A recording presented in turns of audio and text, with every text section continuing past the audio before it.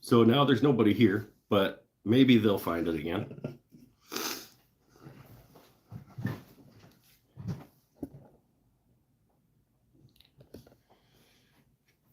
Don't know what happened there. I'll just talk to myself while people hopefully end up finding this again after the last one started vertically. So, and I was not about to do a vertical live video. So, wow. Don't know. Hopefully we're back the way that we're supposed to be.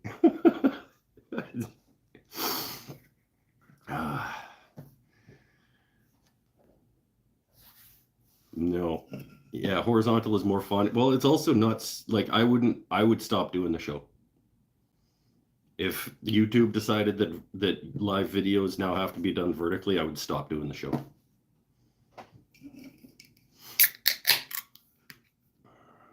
Because that's nonsense. Video is supposed to be horizontal. Photos too, in general. 80% of the photos that are taken should be horizontal. 100% of the videos that are produced need to be horizontal. I'm not gonna, no. All right, few of you making your way back over here. I'm gonna just sand up some snowman noses while we wait for people to show up. Oh, Tony Lopez. I hope you're good and everybody else is. Yeah, me too, man. How you doing? Everything's okay on my end. I got some bamboo, like, barbecue skewer stuff. I'm just sharpening up the tip of it. I'm going to color it orange and then snip it off and do some more. Because we're making snowman noses. Bevy of the week is the Balderdash Brewing Company Honey Badger. It's a little bit of a change up, but it was the coolers at the beer store were a little bit lacking today, and I didn't feel like going to a different store. So it's a budget option, but it is sort of like a honey lager, and it's of the budget options. It's pretty good. It's not, I couldn't make it like my permanent go-to, even though it is less expensive than what I usually drink. It's, let's just say it is adequate. It's about as high a compliment as I can give it. It is an adequate beer. But that's what this show is. This show, we strive for adequacy. So it would make sense that the beer being consumed is an adequate beer.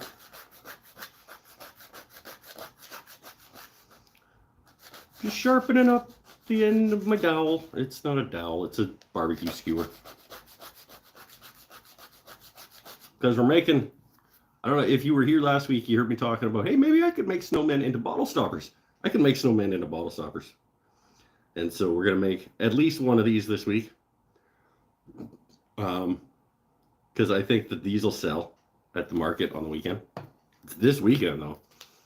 I still haven't done inventory to figure out if I'm lacking anything, because at this point, I don't know that I care.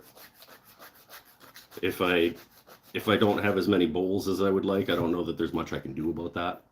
I mean, I could turn a couple more, but might as well just keep, chipping away with whatever I feel like. Fill the table with whatever I feel like making. So literally just orange Sharpie.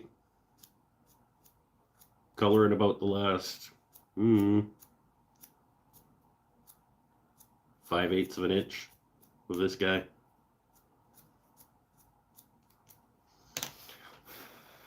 Let that dry for a minute before I snip it off, because otherwise some of it will come off when I'm trying to. Let's catch up with you guys. What's going on? Anybody making anything cool? Anybody making Christmas gifts? What are you guys making for people for Christmas gifts this year, if anything? I think this year, because at this point it's a little late to plan Christmas gift making. So I think if I'm giving anybody things that I've made, it'll probably be like, oh, what do I still have after the market? Looks like this guy gets a charcuterie board this year or something, you know. Everybody gets a Snowman bottle stopper because nobody bought them. Jennifer's supposed to make some pens, but then he's got a dot, dot, dot, which tells me that maybe there's a problem. 16-inch nested walnut bowl set. Look at you. Look at you, Bill Krulik, Fancy Pants. Nested walnut bowls. Wow.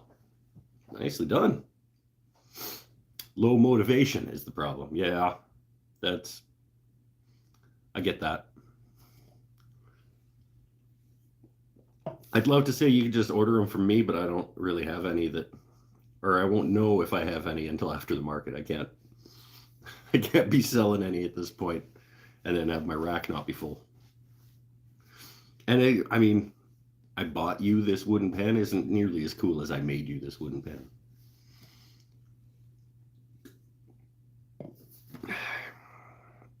Mike, do you do tequila at all? Let's just say no, because the only tequila that I would drink, I would not pay for. Like, Cuervo and stuff. No. You get into like the expensive high end like sipping tequilas and stuff, sure. But I don't buy tequila because I don't want to pay for the tequila that I would want to drink. Tyler's here. Hello. I have a very white maple and bloodwood in a pile to make wooden candy canes, but I haven't glued anything. Yep. Maybe you'll get there, maybe you won't. It's kind of how I feel about the beginning of December, when it's like if I haven't gotten into Christmas making gear yet by now, it's probably not going to happen. Especially when I've got a market prep to do. Oh, Chili's here too. Yeah, we don't really. You're not as important.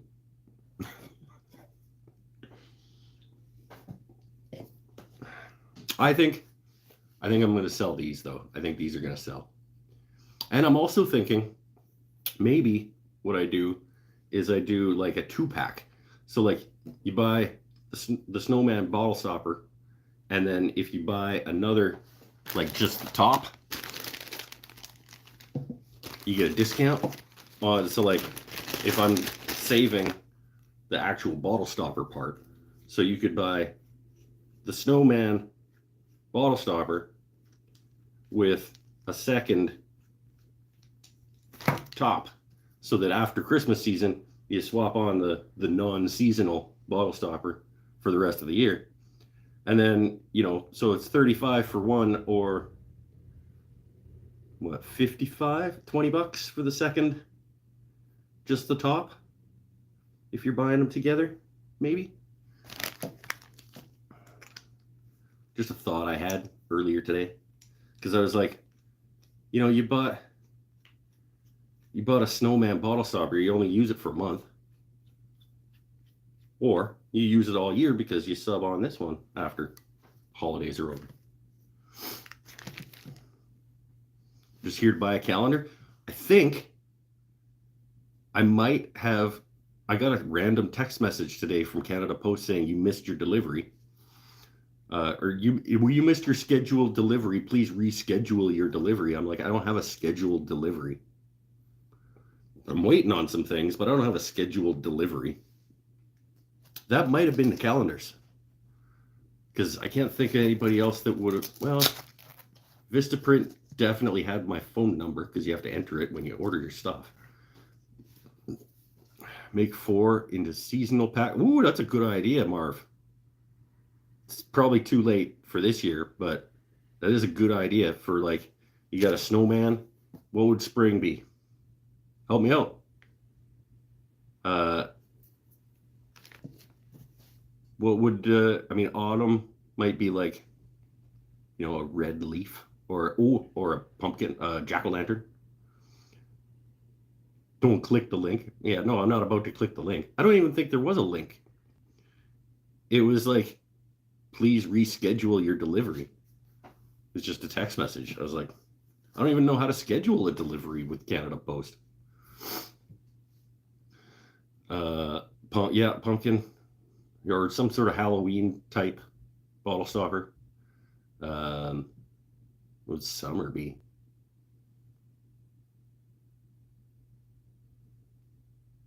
It'd be cool. There'd be a seasonal bottle stopper 4-pack for like $100, maybe, or a beach ball. Nice, I like that. A little flower for the spring, and a snowman. A tulip isn't hard on the bandsaw, and then turn the lower half. There you go. Yeah. Good thoughts. Good thoughts. I like the 4-pack of seasonal bottle stoppers. Definitely too late for next market, but something to think on going forward. Shall we? Oh, let's snip this off. We will.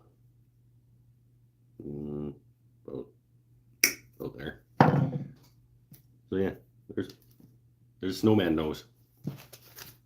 We'll just start the sharpening on the next one. We might only do one Snowman tonight.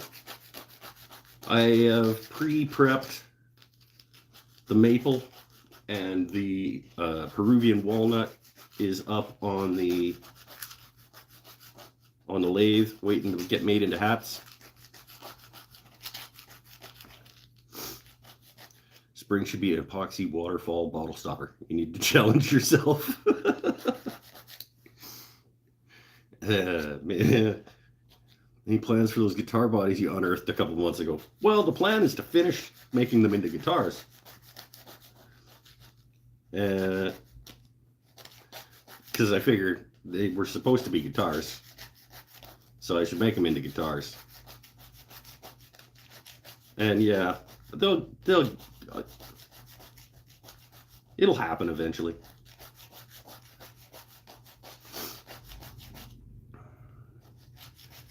Easter egg bottle stopper.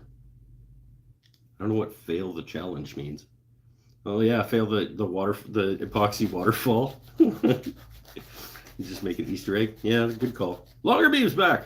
What up, my friend?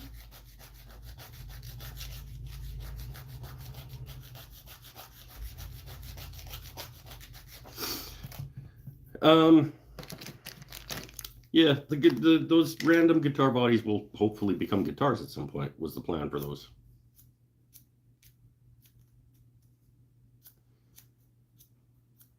It would feel weird to make them into something else.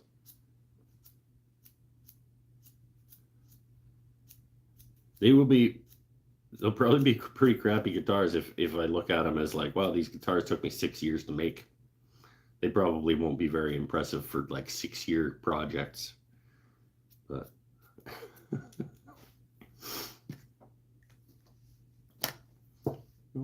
another Snowman nose on the way. Hope all had a great holiday. What? I didn't get a holiday. What are you talking about? Oh, you get probably American Thanksgiving? Maybe. I don't know. Would make fun of you for taking 6 years to build a guitar. Well, you make fun of me anyway, so. Just one more thing to add to the list of reasons you can make fun of me. What ifs? Make fun of him for getting it for 2 years. At least 2 years. I think 3. How's your week been? You haven't called us this week? Well, usually I call you on Mondays after the show. Because I'm sitting out here by myself and like, I kind of just want to keep talking to people. So I end up calling you guys.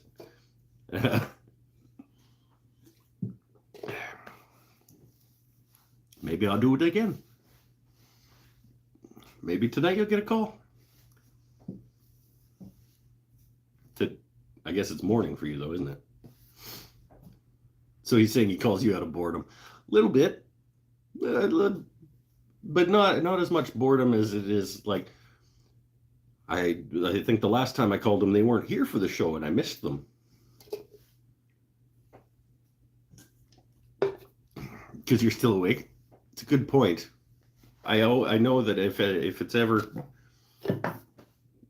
I ever just need to have a phone chat with somebody and it's late, I'll just call Australia. They're up and available.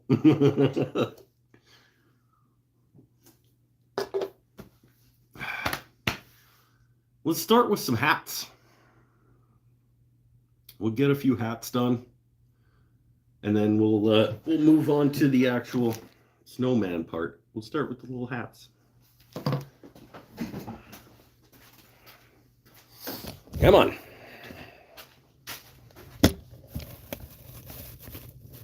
So here is our stick of Peruvian walnut.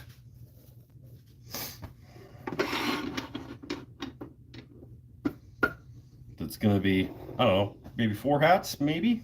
I don't know. We'll see.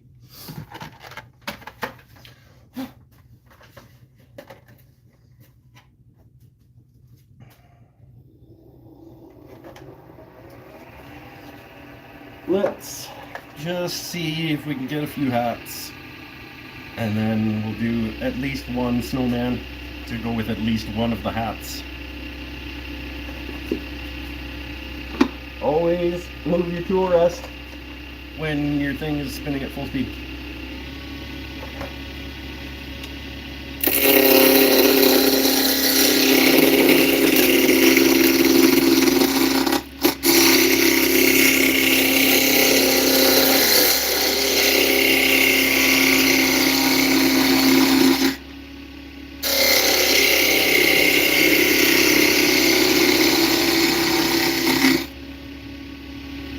God, this stuff stinks. Have I mentioned that this stuff stinks? Oh, God. Just like the worst smelling wood I've ever used.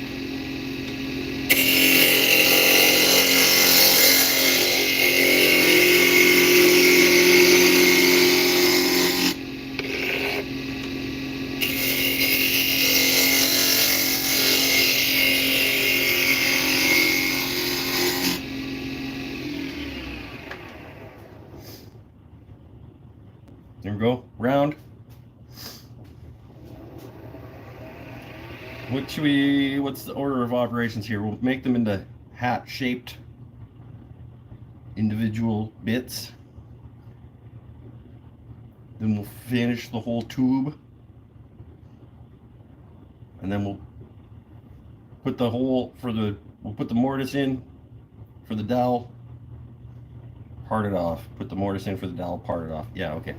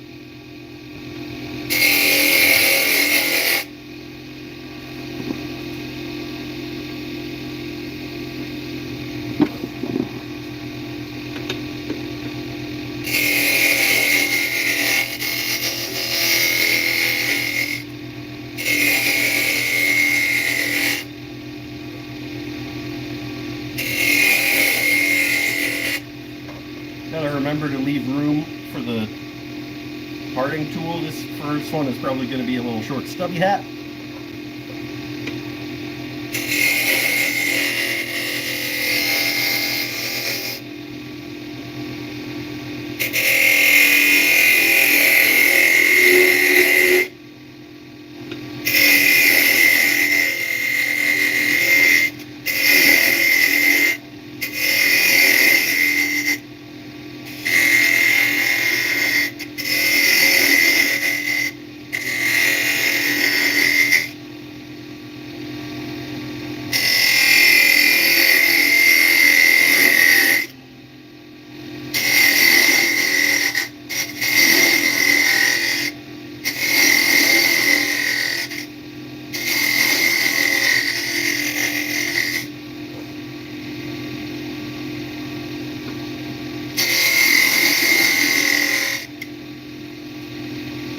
might be able to get a fifth out of there, but we'll start with those 4.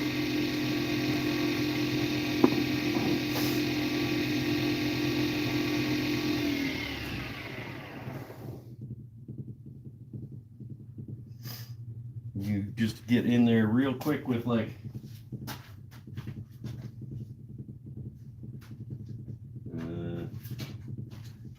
quick like 180 just to like get those sharp edges off the brims of the hats.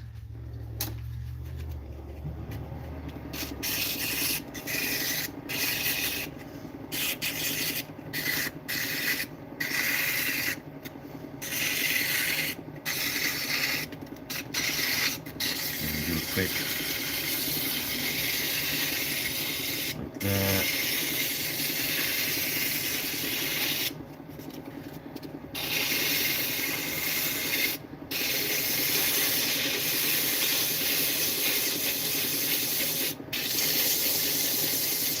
Yeah, that first hat is going to be pretty shorty. Maybe that might be the one that my parents get for Christmas, this first one. Little stubby hat guy. Or maybe I'll throw it in with the calendar that Scott's buying, and I can go live in Australia.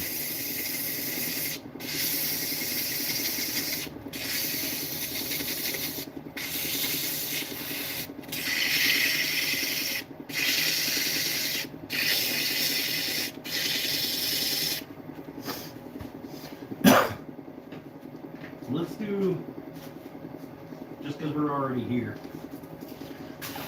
we're already sanding, we might as well do a 242.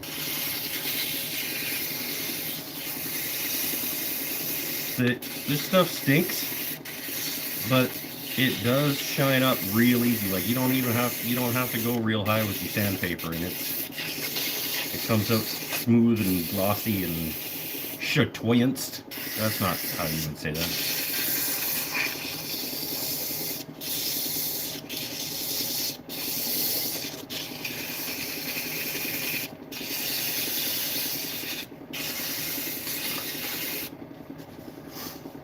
Go 4 hats.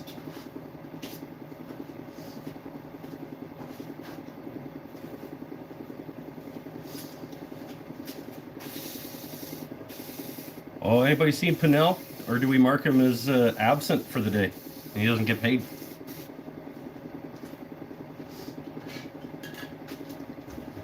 I'm gonna put you guys over here so I'm not shooting you with lacquer.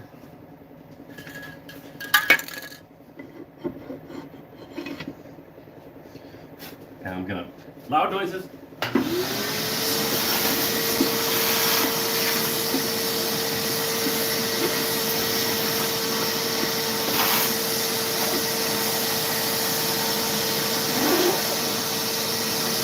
Does have some fairly deep pores.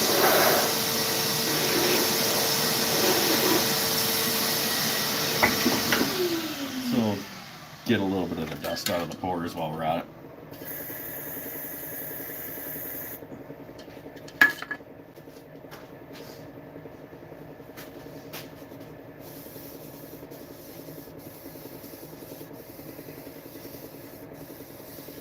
Couple quick coats of lacquer. We'll let it dry for a few. We'll come back and part them off and drill the mortise that attaches it to the body. Maybe we'll go back over to the bench and cut a few more noses.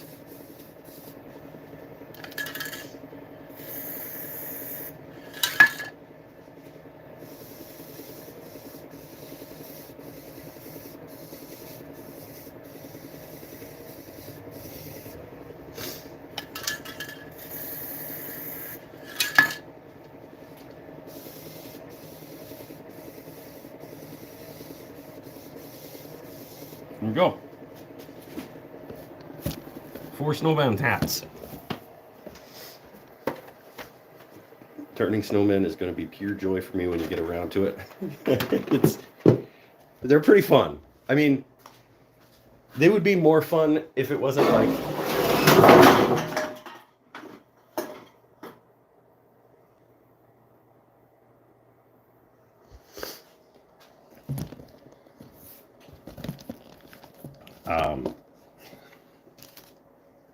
I'll get that later.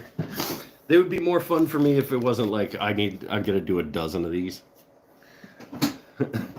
If I was just gonna do a couple, or like as a one-off thing just for fun, yeah, they're fun.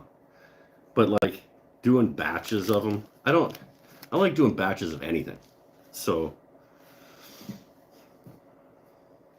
I'd give that one more spritz if it's just gonna sit there and spin anyway.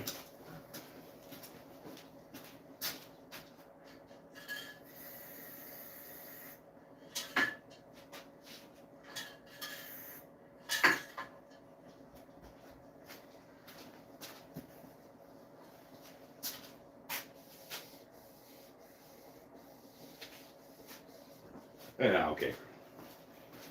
Step over those. Okay. That's where those should be. They should be like that anyway. Kind of like your political career. Yeah. Fell on its face. New beer.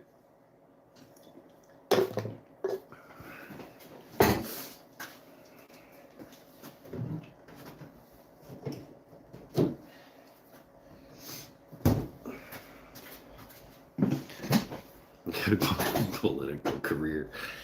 Yeah. Now that Paul's here, we can start the show. He messaged me earlier today. He was like, I'm going to be late for the show. I said, well, I'll make sure nothing important happens before you get there. Because important, you know. And we can show and tell. We can show and tell the box of stuff that Paul sent.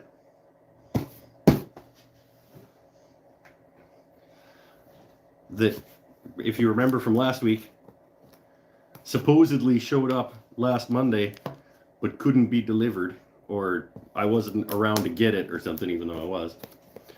And then it showed up the next day. Nope, showed up 2 days later because we got a big snowstorm. Big snowstorm. For here, I guess it was a big snowstorm.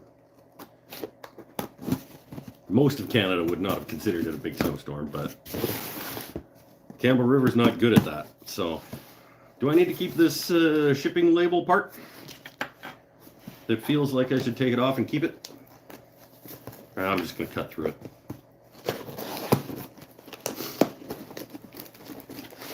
It's like knee deep where you're at. Yeah, I mean, it came down pretty good. I'm not gonna say that like, but like it doesn't even matter. The first snow of the year here, it could be a light dusting and the whole town's gonna freak out and shut down. Like,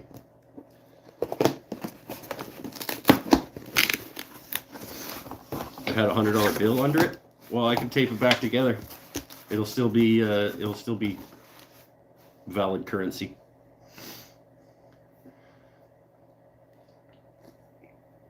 Pics of the Malahat were kind of wild. Yeah, we got, I mean, it was a good dump. All right, so we've got some wood chunks. More stabilized pen blanks. This looks like some kind of burl. Greeny, yellowy, stabilized burl of some kind. Your roads are way worse than Courtney right now. Yeah, well, I imagine that. We got 4 feet in 24 hours in Minnesota. I haven't seen that kind of thing since I've been here, but I have experienced that in the past. When I grew up in Saskatchewan, I know what you're talking about. All right. Speaking of good dumps, I'm here now. Okay, some more stabilized burly stuff. Got a red one. What's this? It's a stabilized burly something, but it's got a bunch of cracks running through it, so that's probably going to explode on me. He's testing me. He wants to see. He wants to watch me explode things. Another one. What we got here? Some Coca-Cola. Nice. Some more Coca-Cola. And then some of these little half guys that he sends me consistently that I need to get around to using. Stabilized, dyed things that I've done a few pens with these that he sent. And they always turn out awesome. Oh, like a jet black stabilized something. That's cool. Oh, we got some that are wrapped in paper towel. What's going on? Oh no, those aren't pen blanks. I'm gonna save those. Sis. Oh, what is this? Is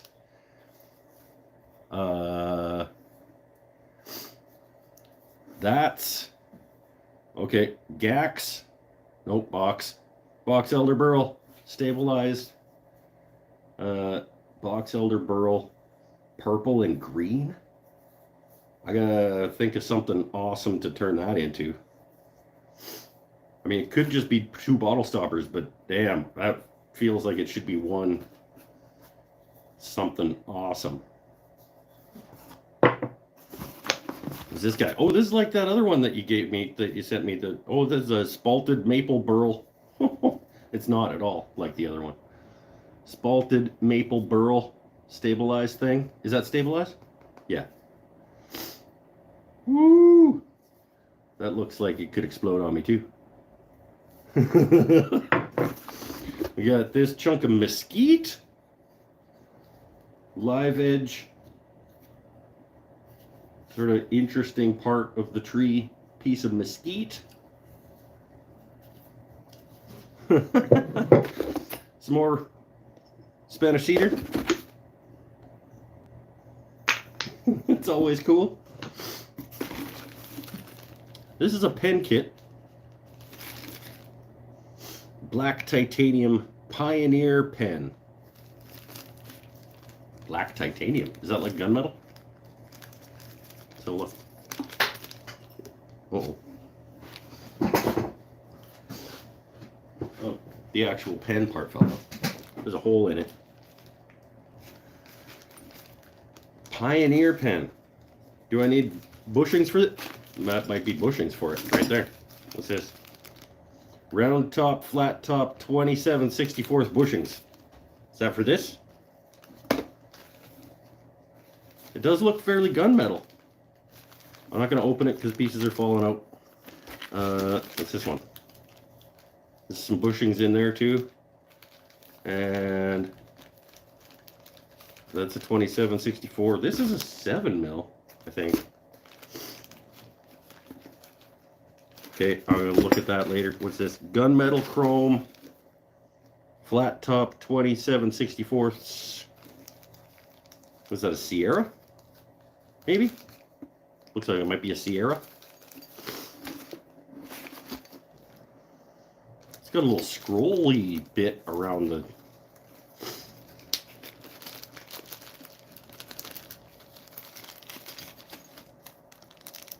around the nib. I don't know if it's going to show up for you guys, but it's got like a little scrolly pattern around there. It's like, this looking cool. Okay, so flat top is the type of pen. Okay, cool. Right on. So a few pen kits, and then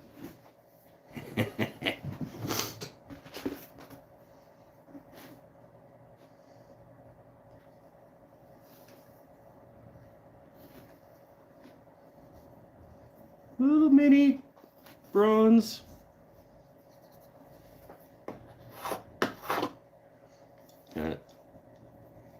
Have to make some. Ooh, there we go.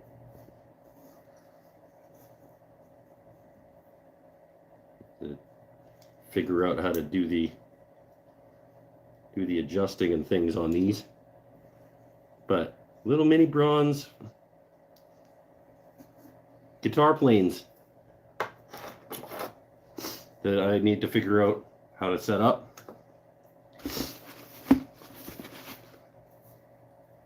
A scrapey one.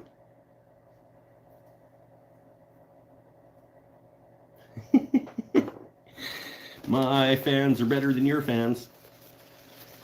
What's this guy?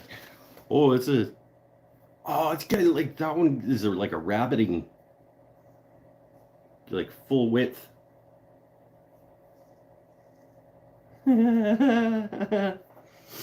What's this? That one looks a lot like this one. Might be two of the same guy. but I could set them up a little bit different. Sweet. For purfling and binding. I only know what one of those words means. Sweet! Some pen kits, 4 little mini planes. So somebody say, where are they going to go on the wall? I don't know. I might have to make another shelf. That I could put them in a little sort of line. I could cover my signature with a shelf and put them that way. Probably don't need 4 different kinds of hammers right here. Could put a shelf right there. Because this doesn't really need to live on the wall.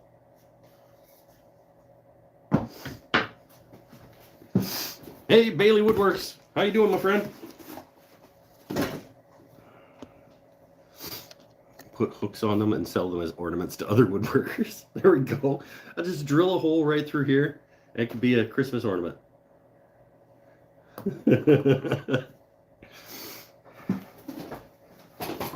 No, I'm gonna see if I can put them into use on something. I just logged on and heard mini planes and thought you were talking airplanes. No, no mini planes. Little mini, like bronze, brass, I don't know, instrument makers planes that my friend Paul Waldrop sent me. That I'm gonna have to figure out how to get them to actually, because that blade just keeps wanting to come out. Figure out how to get that to lock down. Slab flatten with flattening a slab with a bronze luthier plane. No, it's not going back in.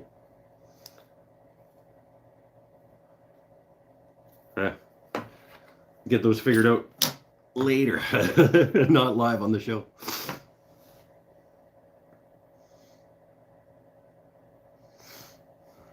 Been gathering dust for the past 5 years in your shop. Don't use them since you don't build acoustics anymore. Well, I will see what I can do about getting them put into use. Well, that one adjusts. It's got an adjustment screw in the back. Doing things that way. I'll do some exploring with those later. And cut myself off another Snowman nose. I'll make another one while I'm sitting here. I like the ornament idea. It would be a cool Christmas ornament. Whole mini bronze or brass hand plane hanging on your tree. They're pretty heavy for how little they are. They would bend a branch pretty good. Not that those snowmen, like these guys that I make as ornaments, bend branches pretty good. Like they're relatively heavy for Christmas tree ornaments. Got our hats lacquered and drying. Making a couple of noses. Make at least one body and we'll put them together.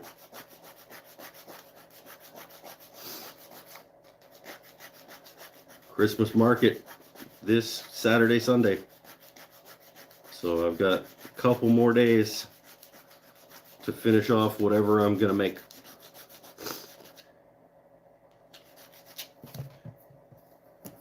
And I work Thursday, Friday, and Saturday. So basically tomorrow and Wednesday are kind of my last 2 like shop days. I might find some time Thursday night, Friday night to just finish off a couple of dealies if I need to, but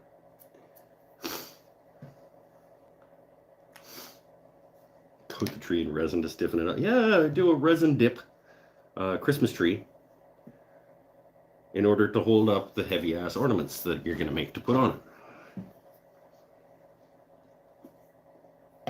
I like that. It doesn't sound wasteful at all. All right, get some hats off the lathe.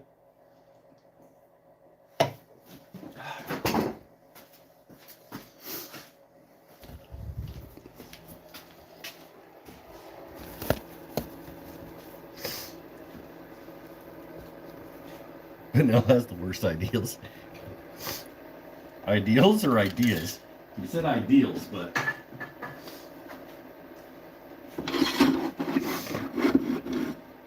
I need to start by undercutting this guy just a little bit. Kind of hollow it out a little bit so it sits down over the head of the snowman guy.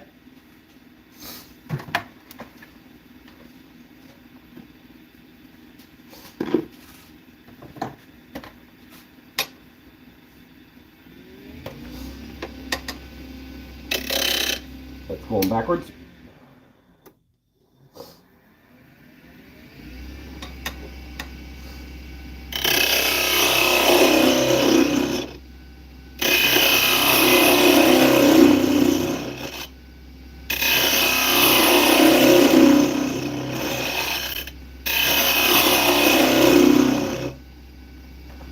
Doesn't need much, just enough to make sure that it's gonna sit down on his head.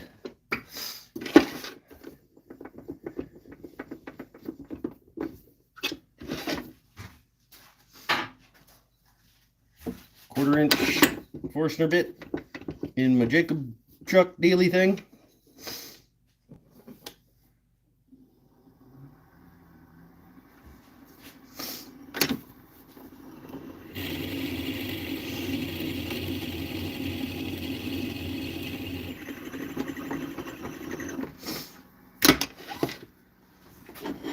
Loud noises.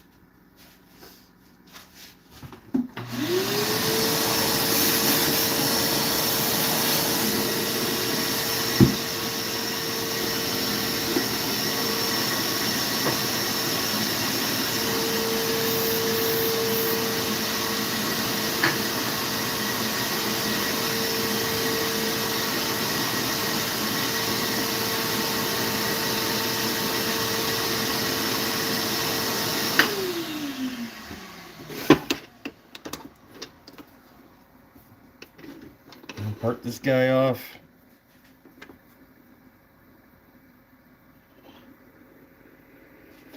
Just give it a little bit of support there. I am not, if you've seen me attempt to part things off before, you will know that I suck at it. So I'm just gonna do a cut most of the way through and get my saw. And shut up. Don't come here to learn.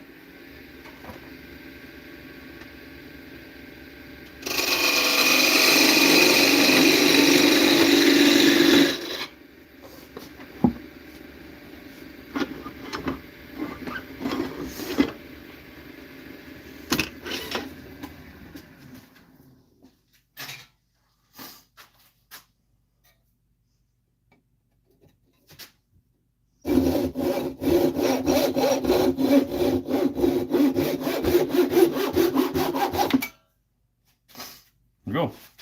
One snowman hat.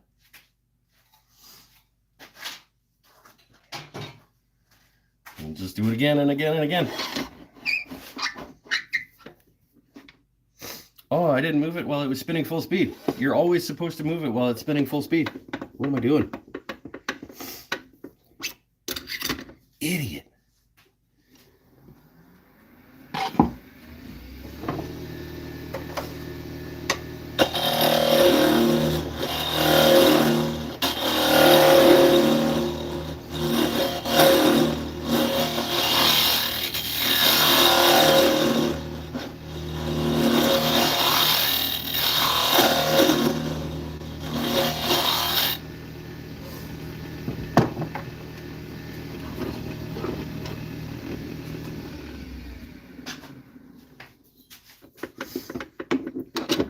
Is my phone going off? Looks like I'm getting notifications that I shouldn't be getting because I should have turned that to do not disturb.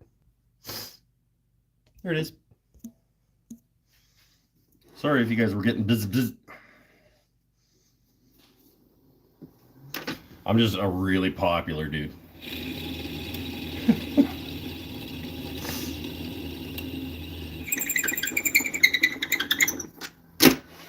How come none of them are the same size? Because handcrafted.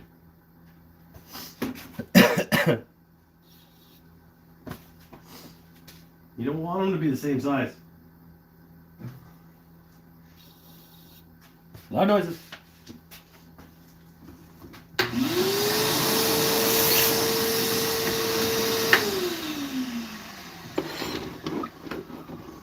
This one, we're short enough now that I should be able to just not put the support daily up there. And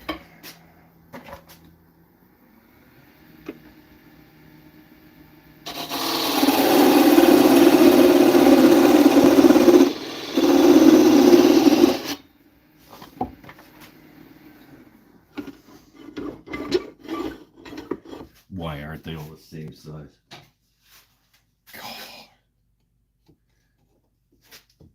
I don't want them to look mass-produced in a factory. It has nothing to do with the fact that I'm just not very good.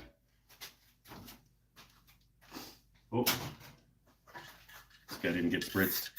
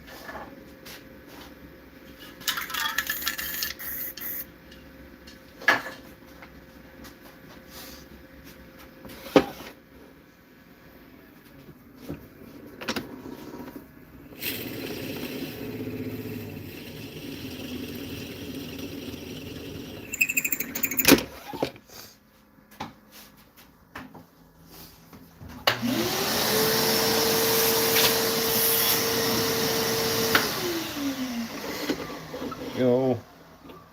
There's 3-ish almost.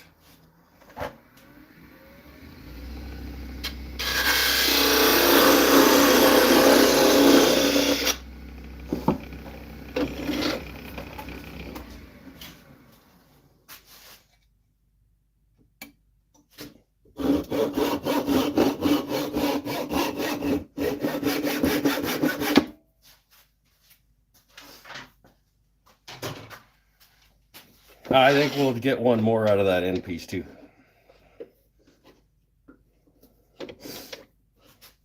Because there's nothing else I'm going to be able to do with it. So might as well, while it's up there, just get one more hat.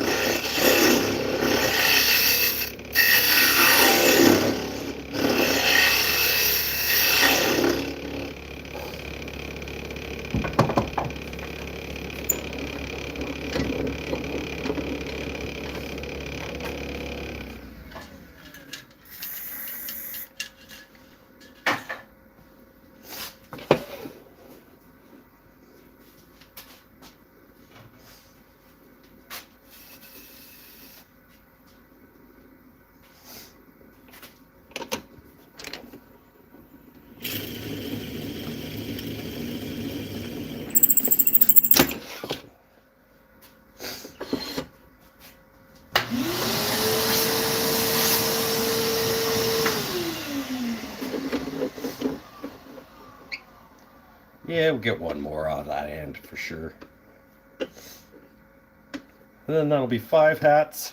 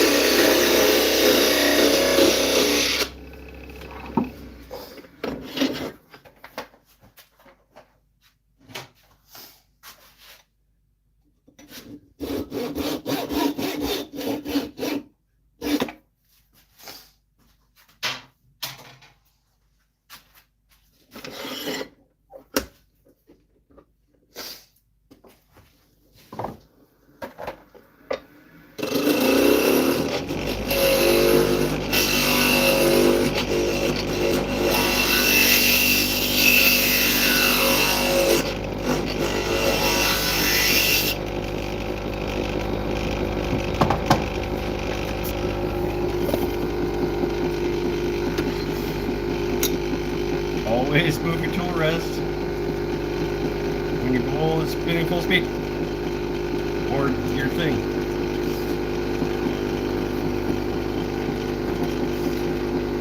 South American walnut. This is Peruvian walnut. It came out of a decking board that my buddy Brad gave me. It's a rich people decking material. It's what I made the knife block out of at the end of last year.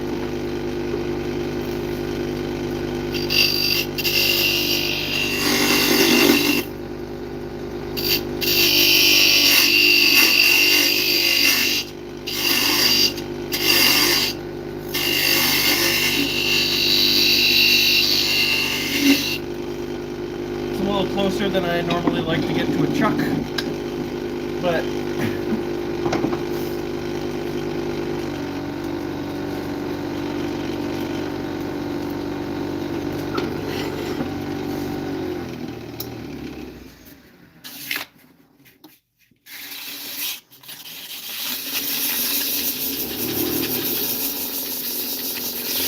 just going straight to 240 on this one. I don't like being this close to this chuck. I'm only going to dig my fingers in here once.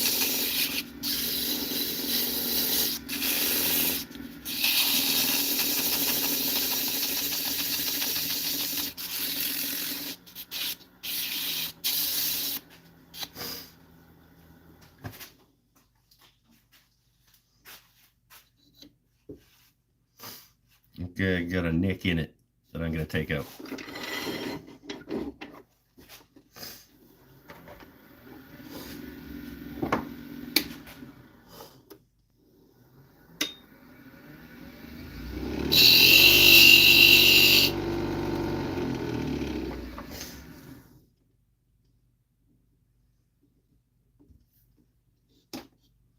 Okay, good enough. And I'm going to take it down a little bit more.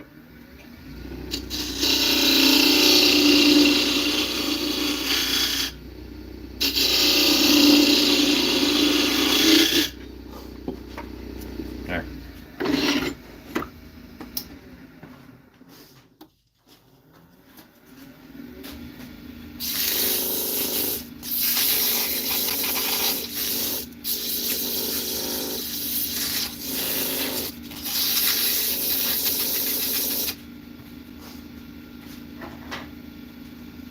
That'll do.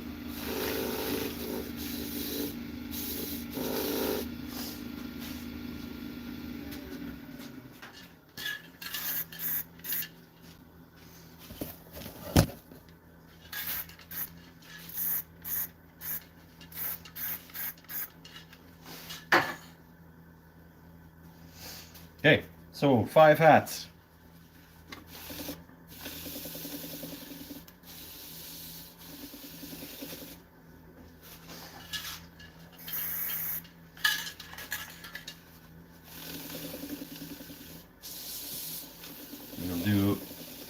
We'll just do one body and see how things feel after that.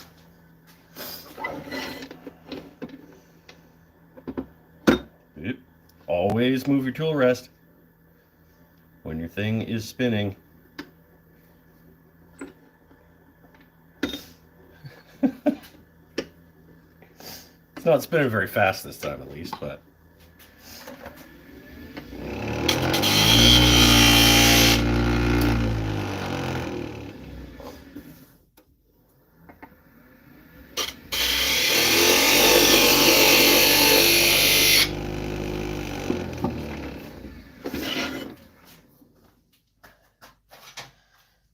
using carbide on some of these tools. I am using, I have not used a non-carbide tool yet tonight. So far tonight I am exclusively carbide. Here you go. One more little snowman hat. Total of 5. All different heights, Stanifer. Is handcrafted.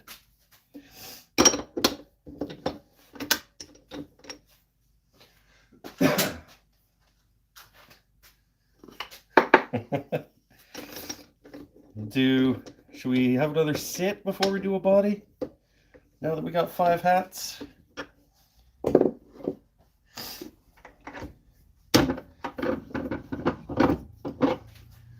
a little bit of cleaning. Loud noises.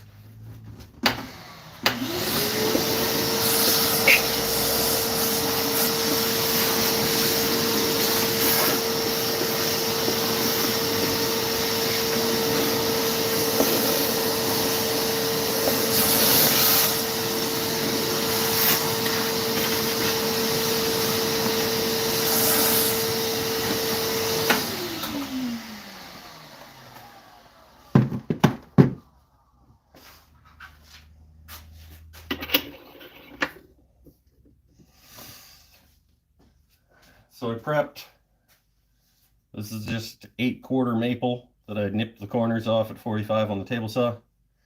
And then I drilled a 1/2-inch hole in the end of each one and popped a threaded insert bottle stopper thingy in there to put on my bottle stopper mandrel. Let's just make a damn snowman. I'm already here. It's already up. It's on the lathe, so let's just do it.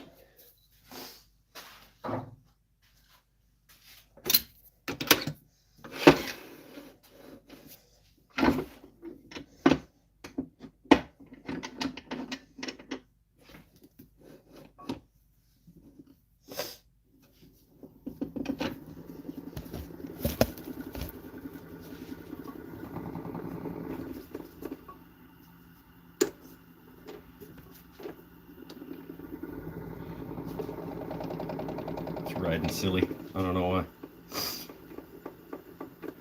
Actually, I do know why.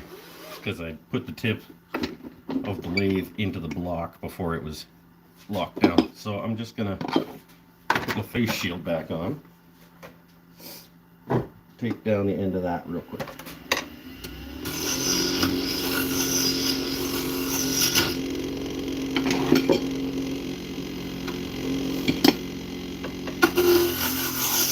Get rid of that divot.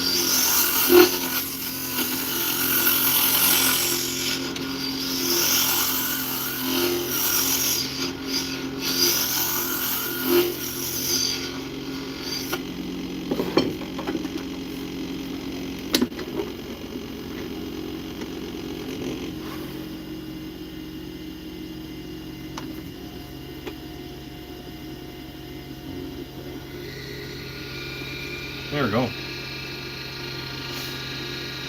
Here we go. One snowman guy coming up.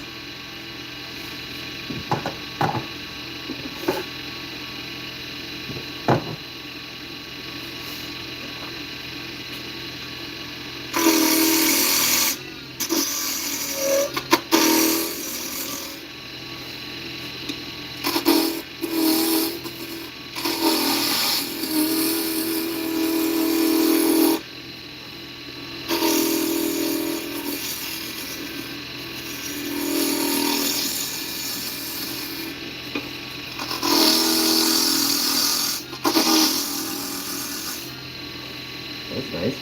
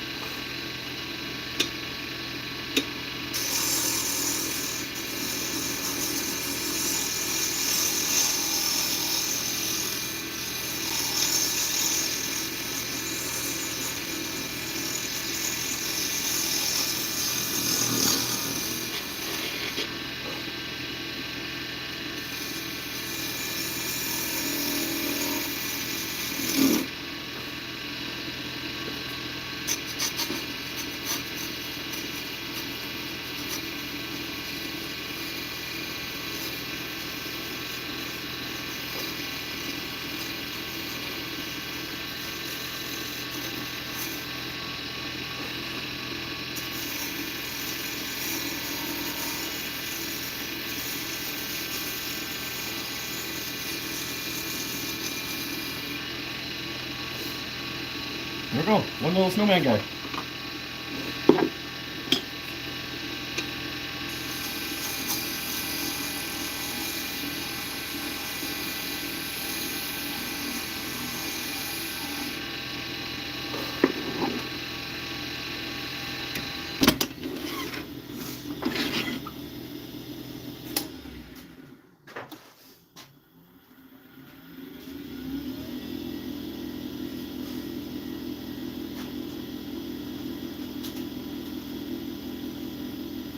One little snowman guy. Real quick sand, 240. Just to even out any of the little tool ridges.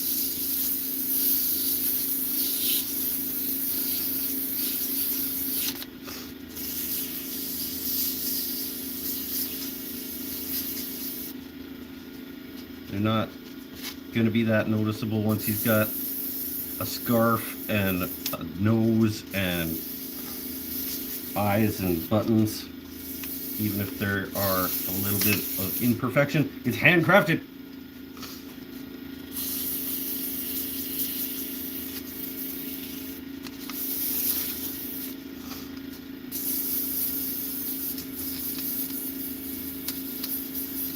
Shut up, Stanford. I don't even know if he said anything. I just wanted to say, shut up, Stanford.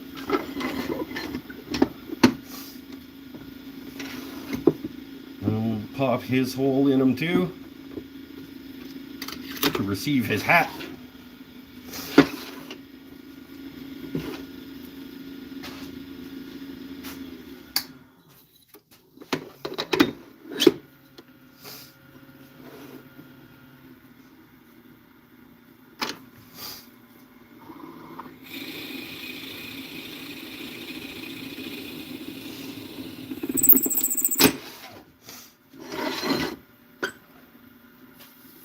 Loud noises.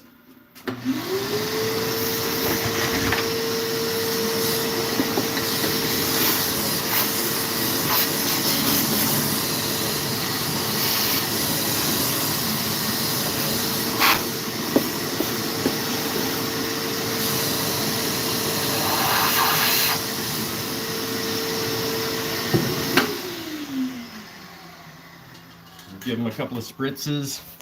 We'll let it dry and get them assembled.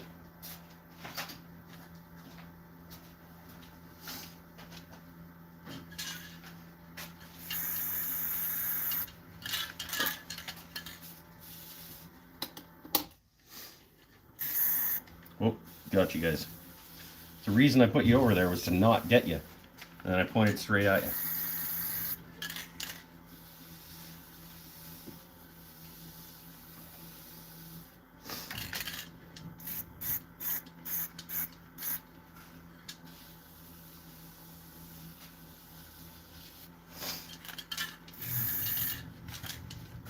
There we go. One snowman body. Maybe we'll make a couple of them. They go pretty quick.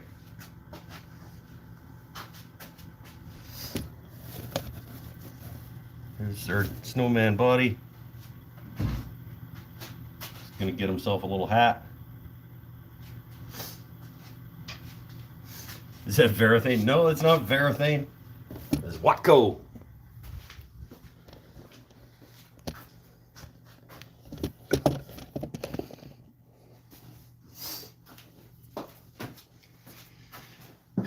Watco, probably semi-gloss lacquer. All right, later, Chili. Maybe I'll give you a call in a little bit. Never had much success with those handle adapters for spray cans. I wouldn't be able to go back to not using it. It's so much better than...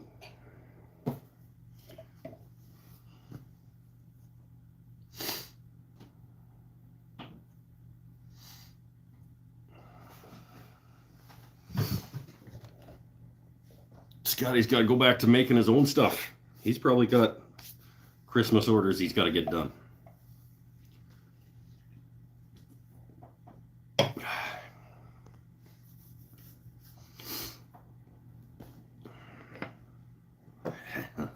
this thing. I agree, it feels better. Just didn't have any that worked right. I might have just gotten lucky with the cheap plastic one I got. Like, I think I got it at Lee Valley though, so they probably have a decent. I think it was still only like $5-6.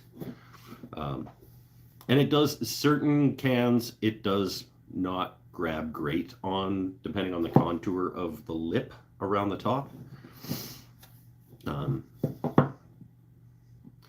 $7 one of the $19 spray trigger is the other trick.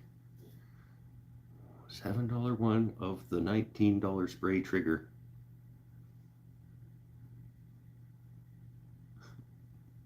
Gotta be a typo in there, right? That wasn't me. Maybe it was me, but I didn't. Finding the one that you like, I understand. The one that I have works just fine on almost all the cans that I've tried it on. Stuff has popped off of it while I've been using it, but usually it's because I'm just being too like wavy with it. Cheaper or pricey one. Yeah, I don't know. I don't know. I was at the physical Lee Valley store and they just had a bin of them and I was like, oh, that looks neat. Wonder if that works okay. And I just added it to my cart and I would not be able to go back.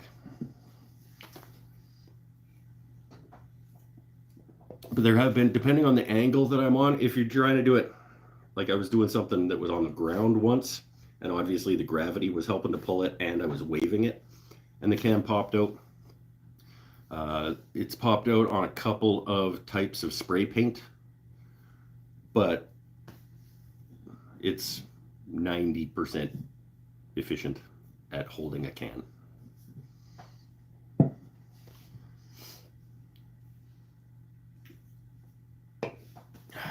To make with this. It's too pretty. Everything I'm thinking of is like, no, that's not worth it.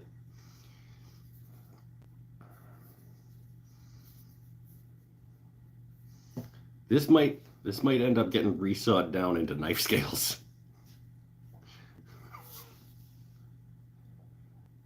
I'm not sure. I want to make the best use of this piece of wood. It's just it's not going to show up how absolutely stunning this is. It might become chef knife scales. 16 and only 9 likes. It's a good point. 17 watching and only 8 likes. Hey, what happened? Oh, Pinnell went and thumbed down it. He took away his thumb up and he gave it a thumb down.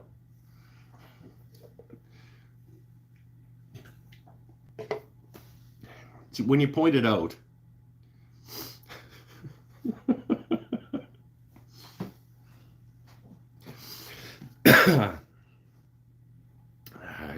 I got more thumbs on my guitar video.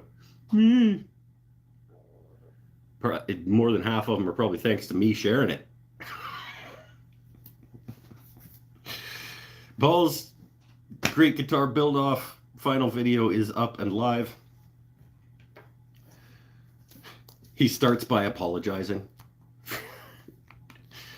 about it sucking at making videos. So it's just fast forward through the part where he's apologizing for sucking at making videos. But something to be said for honesty, and I don't necessarily agree. Everybody has their own video making style. He doesn't make many videos, so he's just, see how small your shop is. I've seen how small your shop was before that video, but yeah, you're in a shed.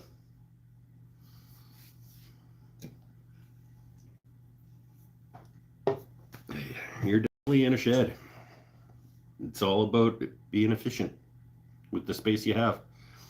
Woodworkers are like goldfish, like they'll grow to the size of their space if you let them. If I had a 3-car garage, I would feel cramped anyway because I would just have that much more stuff in my way.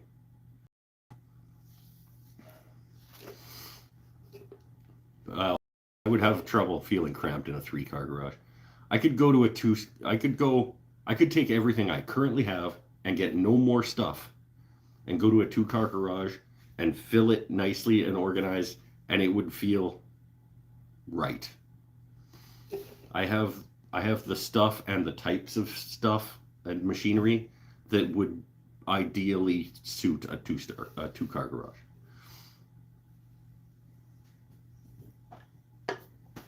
That'd be nice. If I do double the size of my shop and not increase, I would probably, if I doubled the size of my shop, I would probably go to like a floor standing jointer, like a full floor standing jointer, possibly a floor standing standalone planer.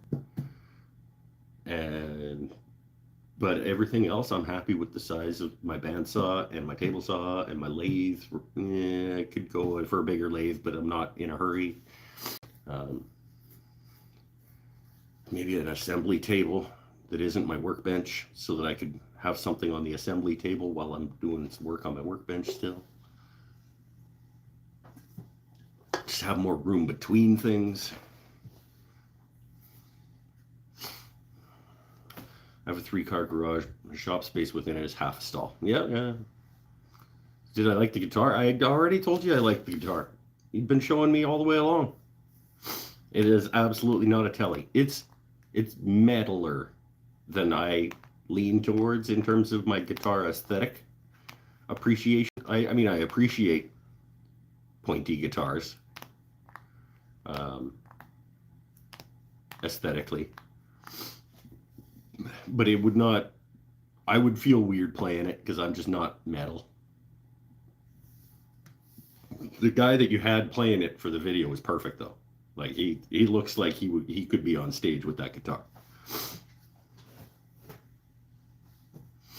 Wood Whisperer still runs out of space with a 3-car. His last shop was a 4-car garage.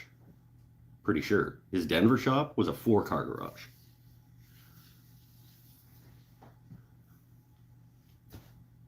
I think.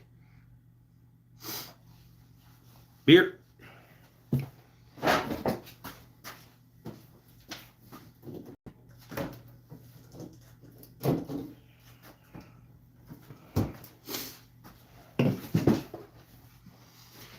If I could part with my classic Mustang, I'd have plenty of room. Had it for so long now, more than half your life, and you're 41. You don't have to part with it. Just buy one of those little, like, those carport things. Oh, Wisconsin. I say you could just get one of those like collapsible carports that it's basically just like a market tent except bigger for cars with walls on it. But maybe not Wisconsin.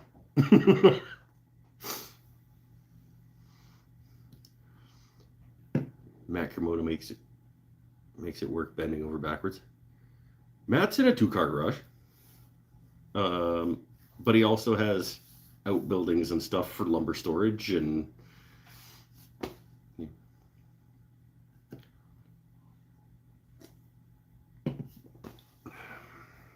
but a 2-car garage for most hobby woodworkers, 2-car garage is like pretty much like the sweet spot, I think.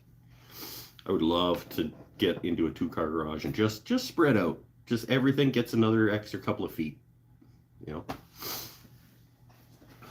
Cremona's 5 minutes from you? Like now or where he was?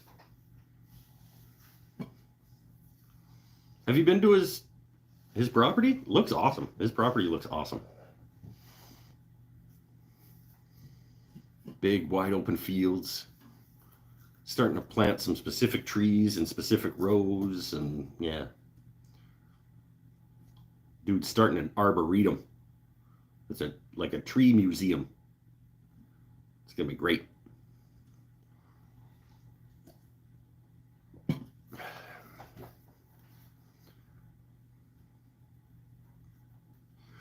I have a 2-car garage. My wife's car is in there on one side, and my bike is in the other. Fair. Your cousin's across the street. Sweet. That'd be cool. If I lived that close to Macromona, I would be buying slabs of wood off of him all the time. I'd be watching those videos with him peeling slabs off. I'd be like, I want number 5 out of that box elder. Give me that slab of wood.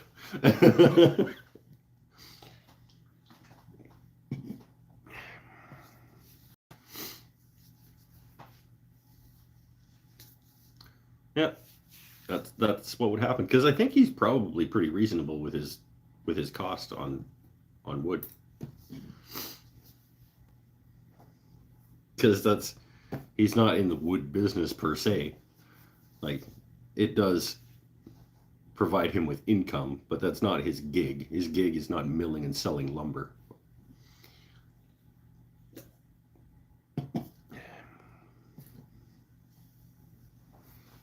Cousin just bought a sawmill. Oh, that's another thing I'd like. I'd like a piece of property. The base. I mean, out of all the things in the world, wow, sure would be great to have a nice big piece of property with a big sawmill on it, and a 3-car garage shop, and a 5-horsepower saw stop, and but one day I would like to have at least like a small mill type operation that I could, like, because there's constantly people taking down trees, and just like the lumber's just getting chopped up and made into firewood, and I'm sure I could do better things with it than that.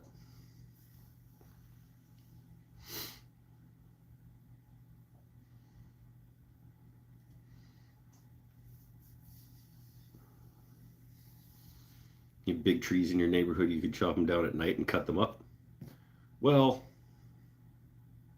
ideally, I would have a couple acres with trees on them, and once in a while I just take one down and mill it up and dry it for a couple of years and then use it.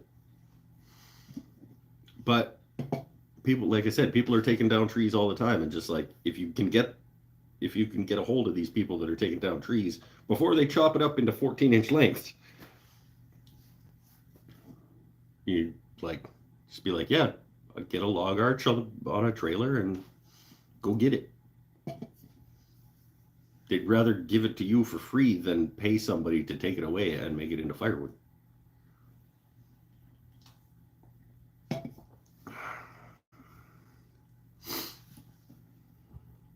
Problem with big space is stuff grows, and it's not always easy keeping it cleared off. Well, nothing that's worth it in life is easy, or something. Isn't that how? This is some kind of cliche about, like, if it was easy, it wouldn't be worth it, or I don't remember how it goes.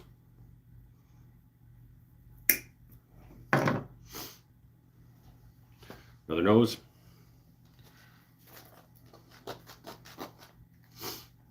Trouble with those logs is they're heavy. You'd need something to move them around. I'd just be really strong. Yeah, I need something to move the logs around. Stanifer.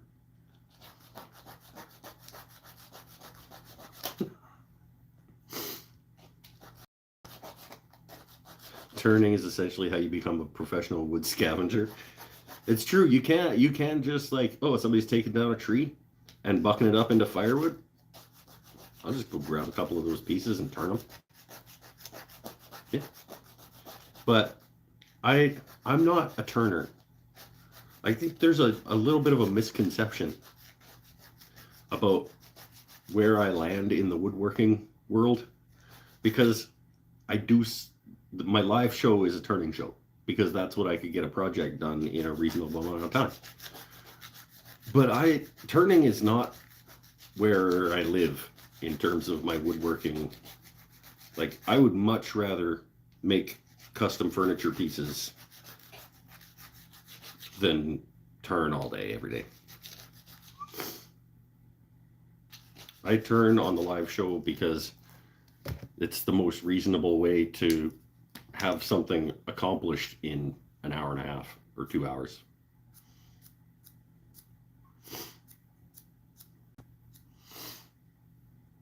You are a woodworker who turns wood, not a wood turner. It is exactly right. I am a woodworker who has a lathe and enjoys it, but I am not a wood turner. The way that, like, Carl Jacobson or Ashley Harwood or people like that are wood turners primarily. I am a woodworker primarily, and I do some turning.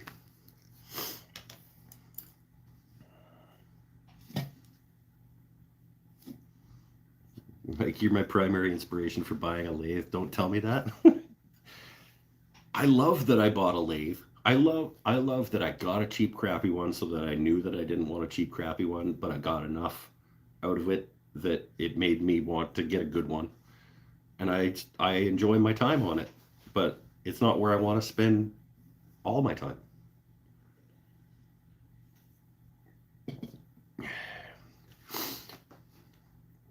How many non-turned things have you made this year compared to turned things? Well, this year is not a good example, but yeah, this year's not a good example. I haven't made all that much anything this year. This year was a pretty crappy year for like the actual making of things in terms of total numbers.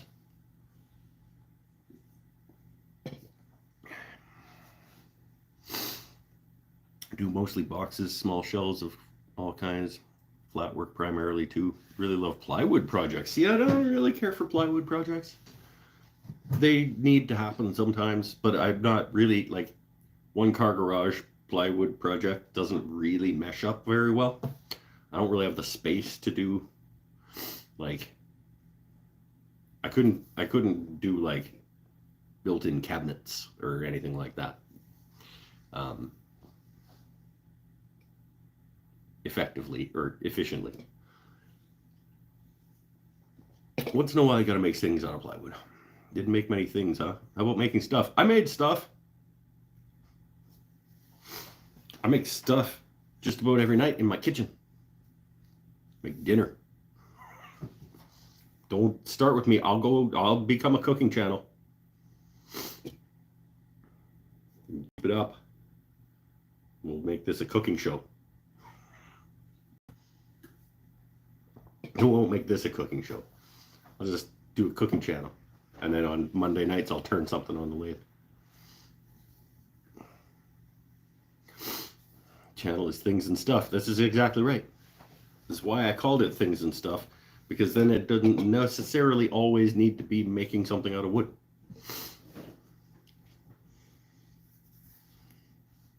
Teriyaki pork chops weren't made out of wood.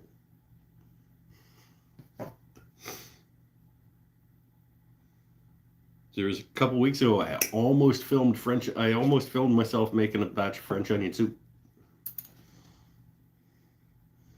Because I think everyone should know how to make really good French onion soup.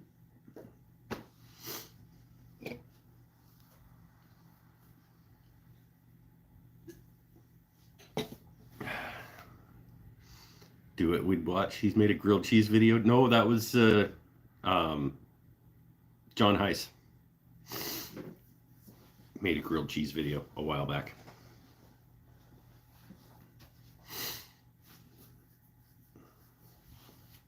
I buy the packets and I'll add hot water. See, that's not good French onion soup. Talking French onion soup from scratch. Chopping up onions. Bringing them down. Adding all the stuff. Seasoning it properly. Boiling it down. Share your recipe. You want my recipe for French onion soup? You're going to have to tune in for the video. I'm not going to walk you through it on like just talking. I'll make French onion soup video next time I'm making French onion soup. Next week? No. I'm a cheesecake guy. I make killer cheesecake. Sweet. Cheesecake. I don't think I've ever made a cheesecake. I'm not really.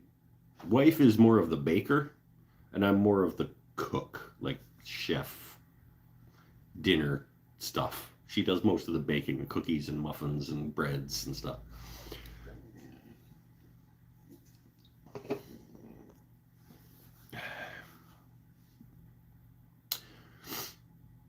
Live from the Mike's Wooden Things and Stuff kitchen. I don't think I'd be able to do it live. My French onion soup takes about 3 hours.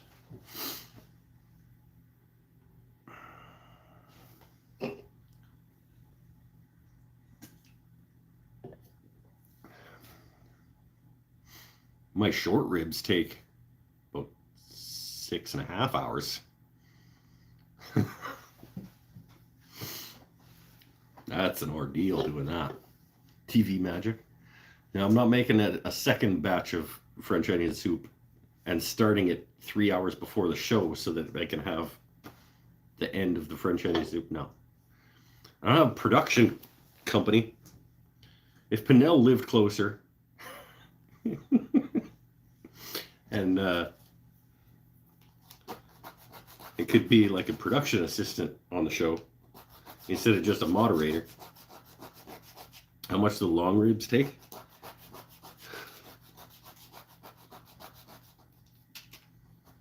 Maybe I don't want him here. I changed my mind. I'm glad he's on the other side of the country.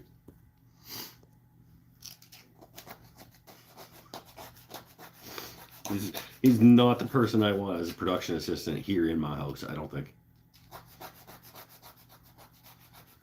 No, we'd have fun, probably. It would probably be fun.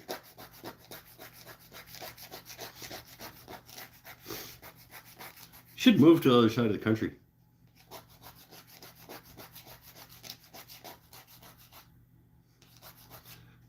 Our wives could be friends.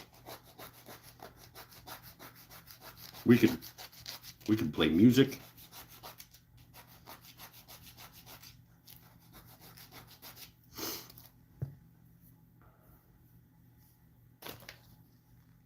It's better weather over here. Too many earthquakes. I felt one earthquake in the, well, I've been here about 8 years this past stint, and I was here 5 years, about 5 years before that. The first time I actually felt an earthquake was like a couple weeks ago. So, too many. One is too many? One is actually. You could say that one earthquake is too many. But my one earthquake over the last, let's call it 15 years that I've lived in Campbell River altogether, I felt one earthquake. You felt how many, like, hurricane / tropical storm / blizzard events, like, that needed emergency response teams and stuff?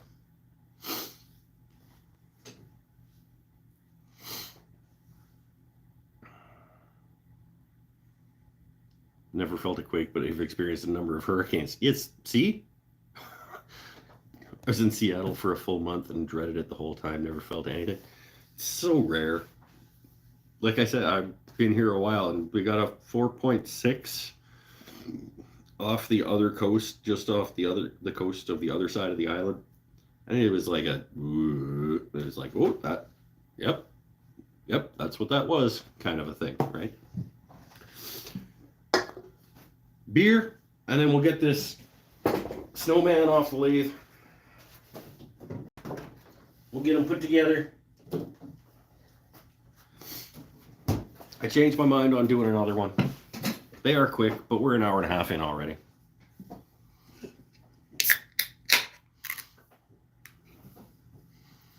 What happens to Campbell River when California falls into the ocean?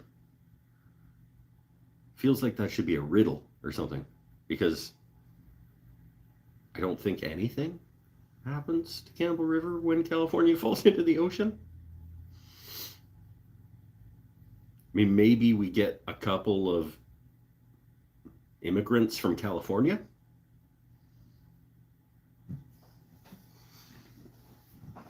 We get some refugees, maybe.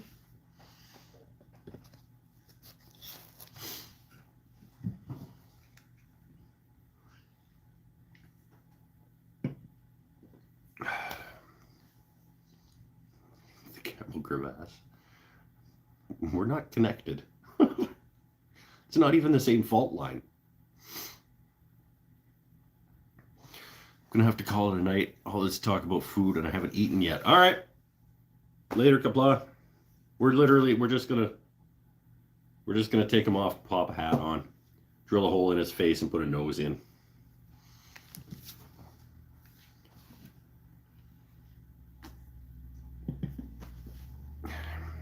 Might not even draw the little coal dots on him tonight. Those are just ancillary things. Let's get them off. Let's get them off the lathe.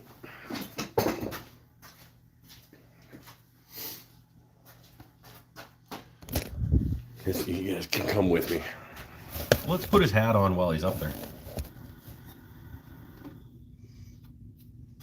Here's our guy.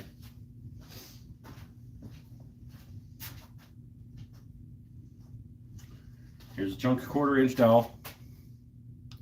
It's actually a little bit smaller than a quarter. Well, it's a little smaller than this bit, which is unfortunate, but Starbond thick. It's gap filling. It'll be plenty. Let's make sure you pick a hat that's deep enough that it can actually, ooh, right? We're just gonna do a quick.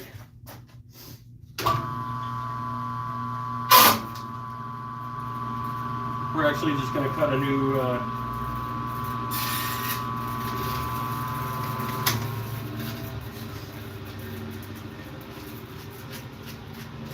shorter dowel, because I went to go nip just a little bit off it and it grabbed and took it away.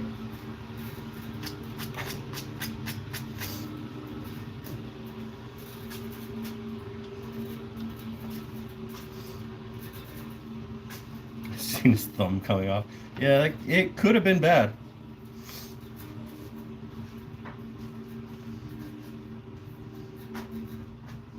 Could you imagine? Like, live on the show, here I am, just with taking a little bit off a piece of dowel. Come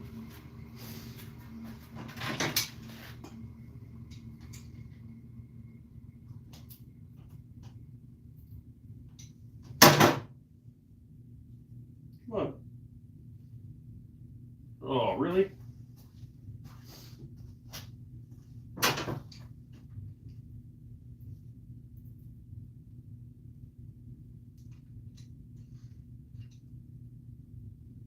Yeah.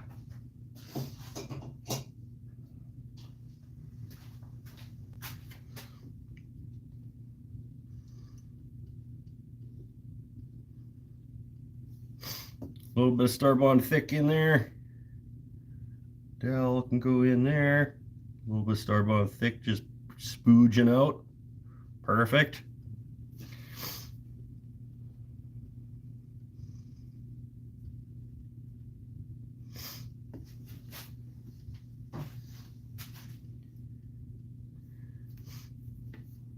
Put a little bit around the hat as well. Did absolutely not need that much.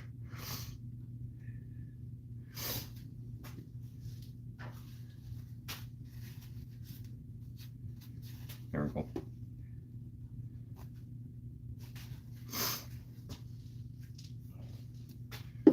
And let's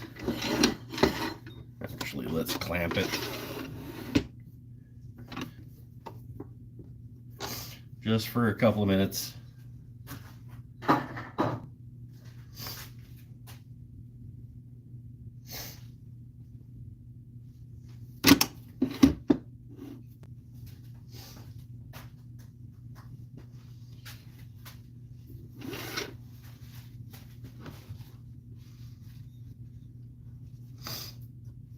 Too much glue.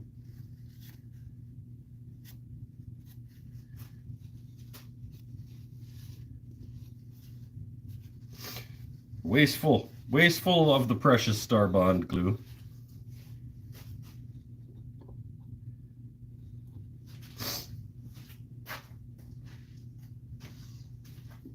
Now we took too much off. There.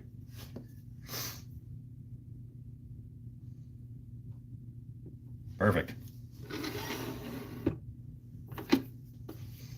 Do I use a skew for these? No, I do not. I use carbide. Basically, all I used tonight was my rounded rougher. It's like the radius rougher one. And I grabbed this guy just to like mark the spot real quick that I was going to come into. But I could basically do these just with this. the sort of radius rougher guy.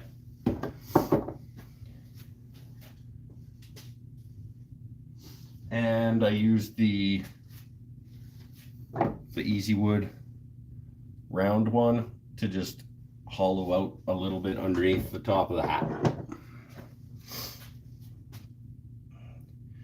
Okay, we'll let that clamp for a couple minutes just to... That was super exciting, hey? Glue the hat on. This step is glue the hat on.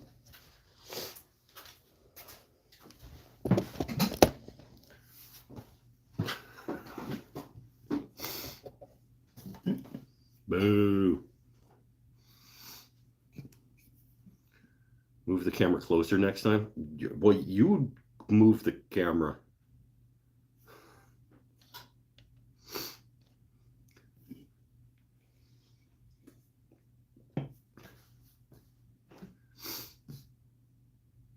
Tell me where to...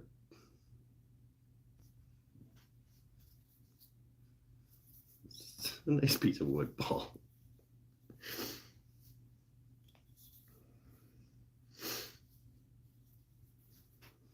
I have a nice long think on what I'd do with that.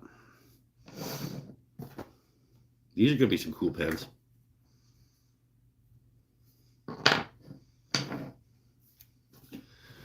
All right, what else should we, anything else to talk about tonight? I'm sure Starbond loves you using more product than necessary. They want everybody to use more. Unfortunately, when I use more product than necessary, that's more free stuff they need to give out because I don't pay for Starbond. They're happy to send me as much as I ever need. Square with rounded sides, looking at my kit now. Yeah, the radius, what is it called? I think it's called the radius roughing bit or something like that. It's the square one, but it just has a really slight radius. It's probably other than the Easy Wood Tools, the hollower that I love and is probably my favorite tool. That guy is probably my second most used tool.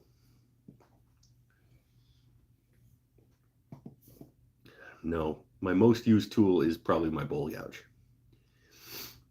Then the Easy Wood hollower, and then that one. What parting tool was you using? I don't want to answer that because you asked it in a stupid way. What parting tool was you using? It is the old version of the Easy Wood Tools parting tool. They have redesigned and reissued their Easy Wood parting tool, and it's not the same anymore. Mine is the old kind that has like a carbide insert.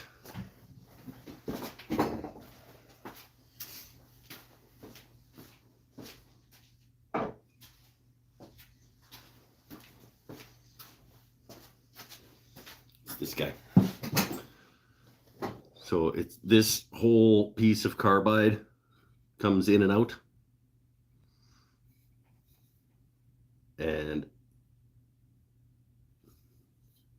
this is the parting tool that I use. You can still get the replacement carbide, but I'm not sure for how much longer you're gonna be able to because they have stopped making this particular design. But I contacted them when I found out that they stopped making that design because I had just gotten it and was like, so did I just spend however much money it was on a tool that I'm not going to be able to get replacement things for?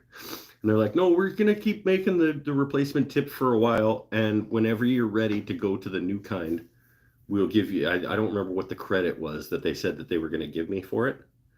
But it was basically going to be like a send us the old one and we'll send you a new one at like a huge discount kind of a thing.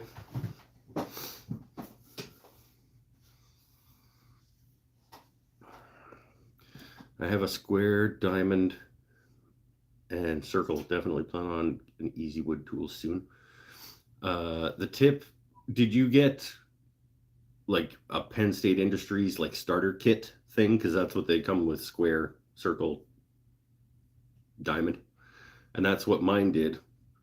But then when I went to order a replacement carbide tip, one of the options was the radius one. So I got that. But I didn't get them. Oh, I did get those from PSI. Those are the cheap garbage PSI, like 3-piece carbide starter kit ones. And you can get the radius carbide for it. And it's an Easy Wood Tools bit, like carbide tip. It's got the Easy Wood Tools logo on it. Raycon starter kit when it was on sale. I'm sure you can get a radius square bit for that. Sure you can. Just find out what the appropriate number is for it, because I think a lot of the carbide tips are interchangeable between brands. Because like I said, that radius tip that I got from Penn State Industries has the Easy Wood Tools logo on it.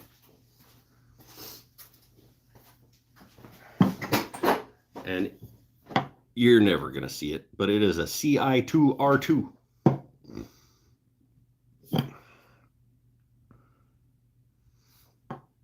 Yep, CI2R2 is that slightly radius tip.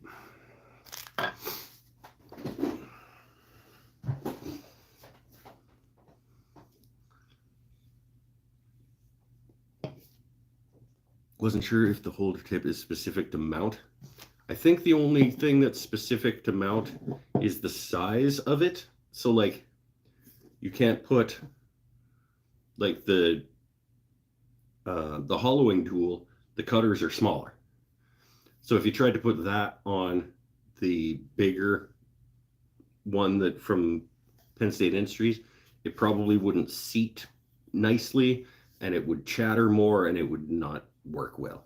And vice versa. You couldn't put a bigger circle on the smaller mount.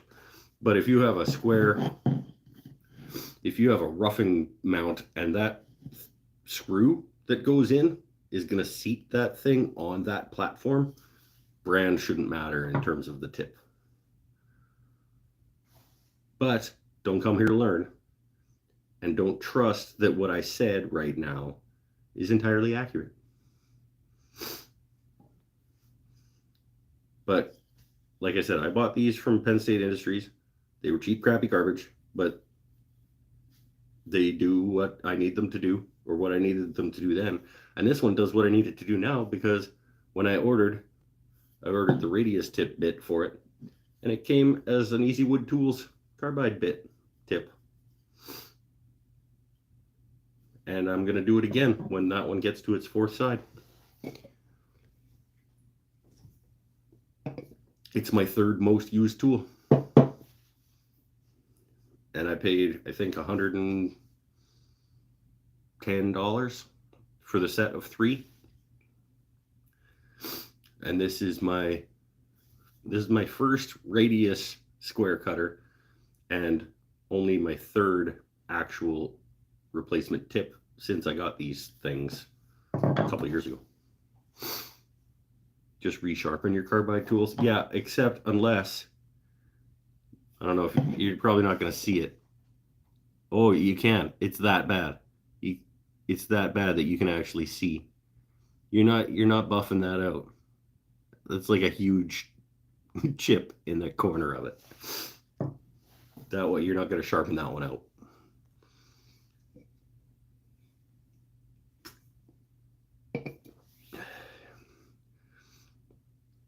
Just browsing, carbide was suggested for learning, despite spending a fortune on sharpening. Well, no, that's the good thing about carbide, is you can just replace the tips. I mean, Paul sharpens his because he's cheap.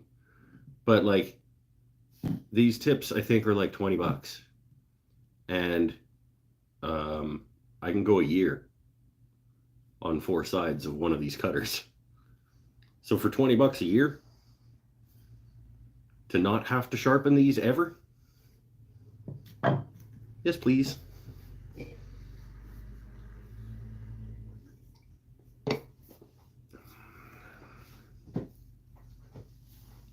Had the same cutter for the past 3 years. Paul has saved $40 over the past 3 years. Good work, Paul. I mean, yeah, that is good. I'm not making fun of him, because that is good. Yes, save money where you can, but the savings, I mean, did you spend more than $40 on the sharpening plate?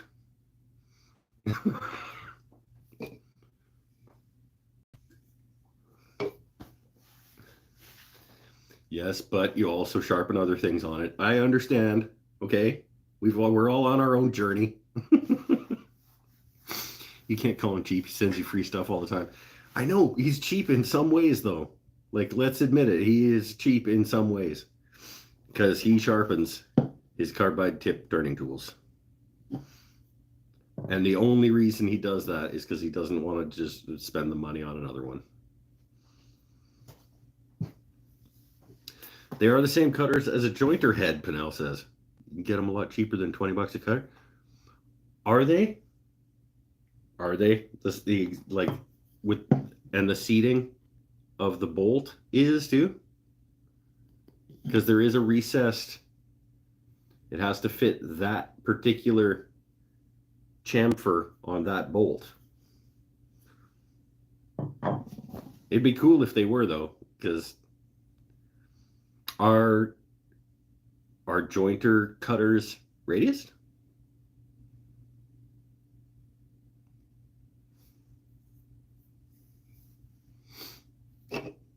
This would be cool if you could get, like, because you buy like jointer cutters in like 10 packs or 20 packs even. So yeah, they would be significantly cheaper than $20. And if they've got that radius on them, I'm gonna have a quick look at my jointer.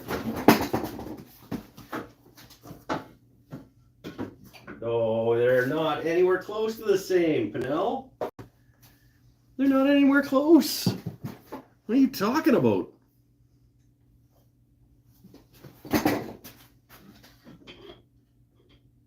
There is zero chance that I can replace this with a replacement that I bought for my jointer. No way.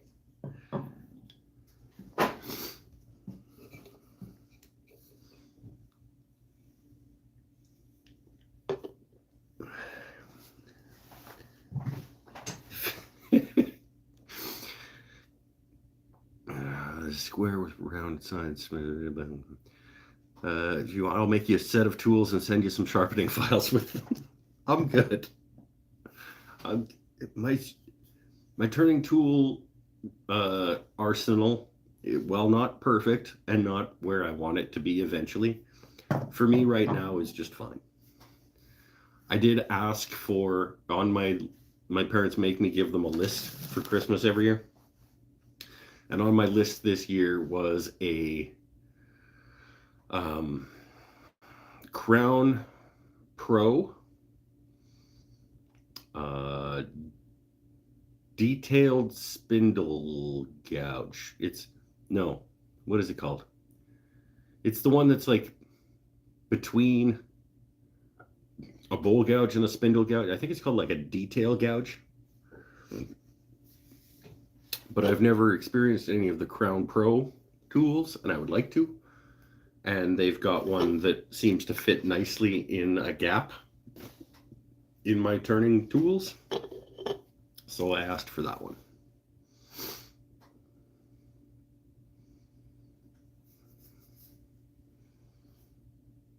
I don't mean your exact jointer and tool in hand. Spindle or it's one or the other, spindle or bowl. Well, I don't remember what it's called. Look it up. There's a Lee Valley is where I gave them the link to. Crown Pro, it's black handle thing. 3/8 inch. I think it's just called detail gouge or something like that. Not a turner, but all I asked for was turner tools. No, it isn't. That's just one of the things that was on my list. In fact, it was the only turning thing that was on my list. So there, hearkening back to an earlier conversation, 1/6 or 1/8 or so. I don't remember how many things were on that list, but one of them had to do with turning. So there. Shit face. Oh. Beer's starting to kick in just a little bit. Son bought you a set of cold jaws for your birthday. Sweet. I still have a set over in a box over there. I'll get them out one day.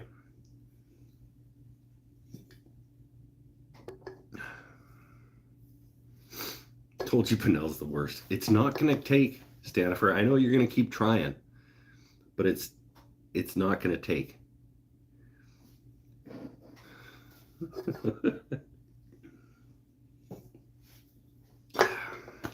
One more beer. And then when the glue is dry on that guy, we'll take him off and we'll put him on the... Maybe we'll tie a scarf on him. Maybe we'll put his nose in.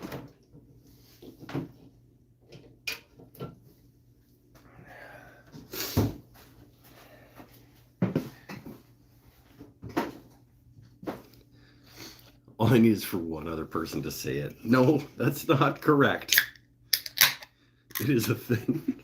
Stop trying to make Pinella's the worst a thing. It's not going to work. Like, if you got one other person to say it, like, that still doesn't make it a thing. You could use one of your other accounts to say it as well, and it still wouldn't be a thing.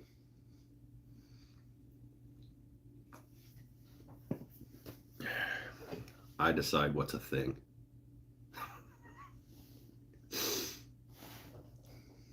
Recognize.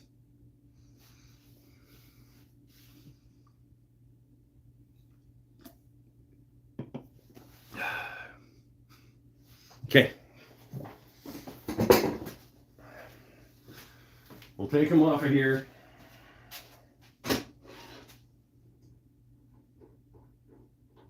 I don't need to bring you guys over to watch me take him off the mandrel. We'll put him on gunmetal.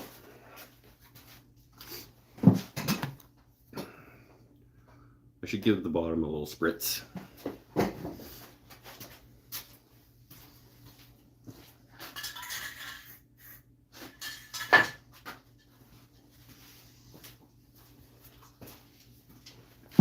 Quick little lacquer spritz on the bottom. Waldrop Guitars, there you go. Waldrop Guitars said it for you. Now it's a thing. It's not. It's not. Let's pop his nose in. It's an 1/8 inch drill bit.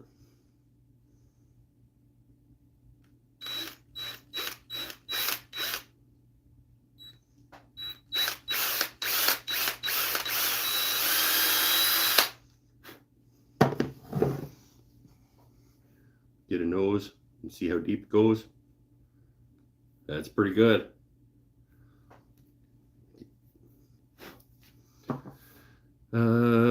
Should we we'll use the thick again, I guess.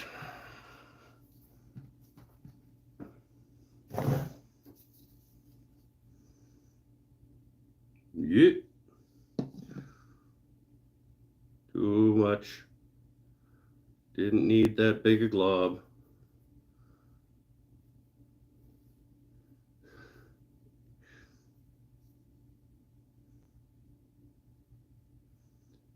Some of that down in there.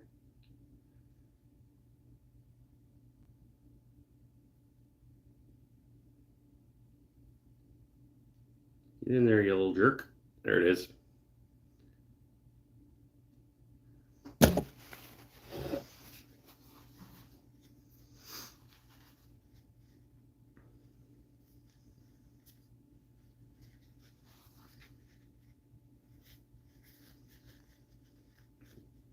A little bit of extra Star Bond off of there.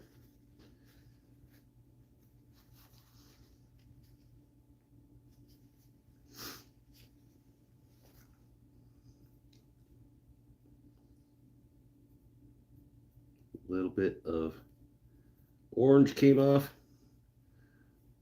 Just clean that up a little bit.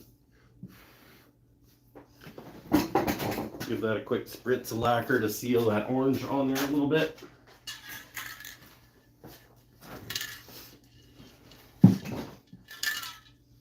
Not over my beer.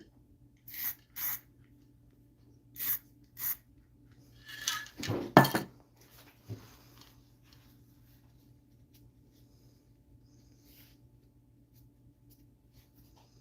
we go. Snowman's got a nose.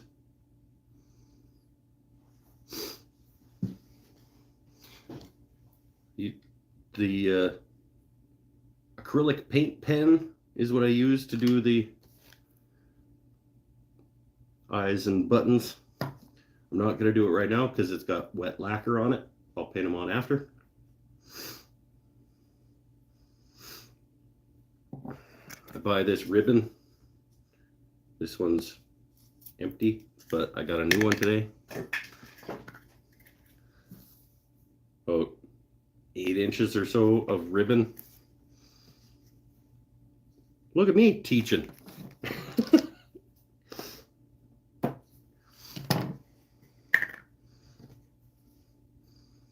Get tied around there. I'm not going to do it right now. No, don't measure it. I said about 8 inches. Oh, I swear to God. It goes around there. And then it gets twisted onto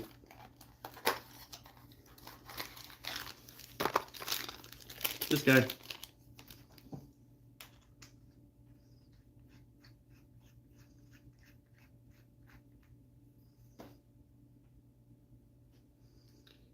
And then once it gets finished up, it'll look like that. And I think these are going to sell. So why would a snowman need a scarf? He's not going to get cold. Why do snowmen need to exist in the first place?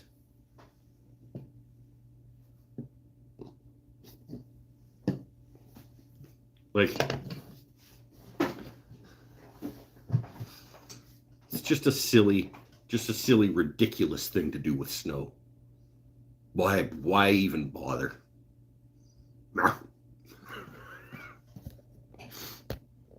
Give him a scarf. It's nonsense.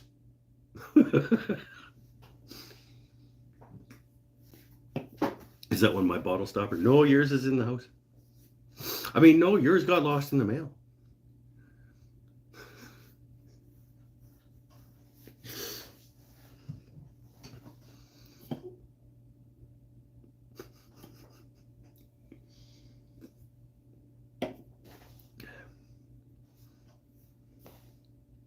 It's a woodman, not a snowman. It's true. Probably shouldn't even put snowman bottle stoppers because they're not at all. They're maple man bottle stoppers.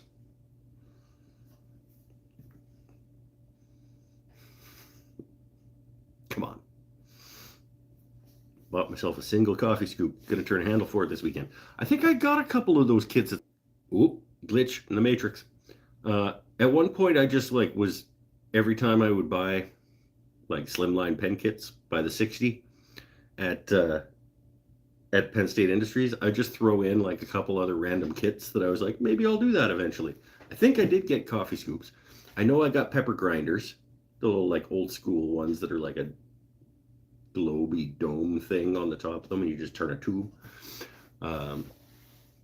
Definitely got some bottle openers, which I found a random blank of some kind of Melissae that I squared up earlier today that I'm going to make my first bottle opener out of.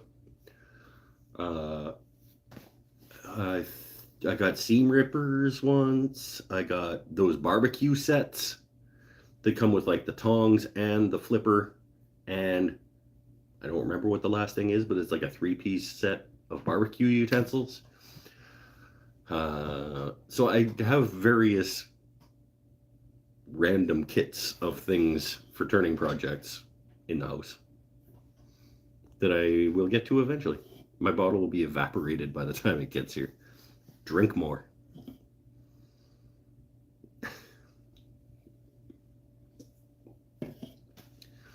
If you'd stop drinking so slowly, your bottle wouldn't evaporate. Fork. That's what that is. It's a, yeah, you're right. The fork.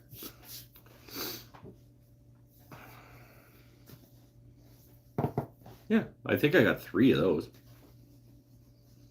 Is it a good set of barbecue tools or Dollarama quality? I don't know. I think I got 3 sets and they're just in boxes in the house. No idea. I was buying them to sell them. Well, the first one I probably was going to keep if it's not garbage tools. But if it's garbage tools, I'll just sell them.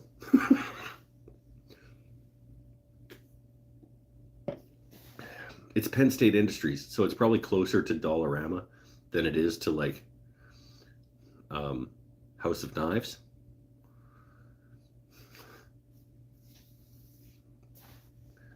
But I don't know. I haven't even opened the box.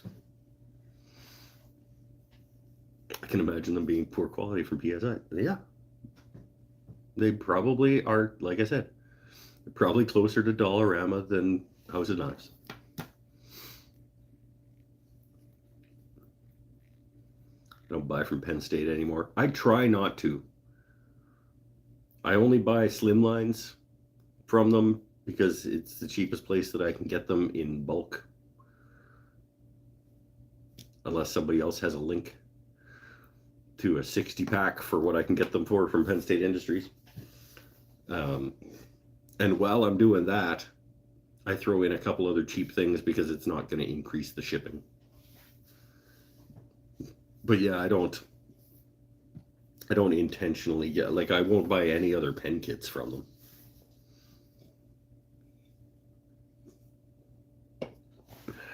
Certainly won't buy like lathe equipment. Like, I'm not buying any more chuck accessories from them for sure.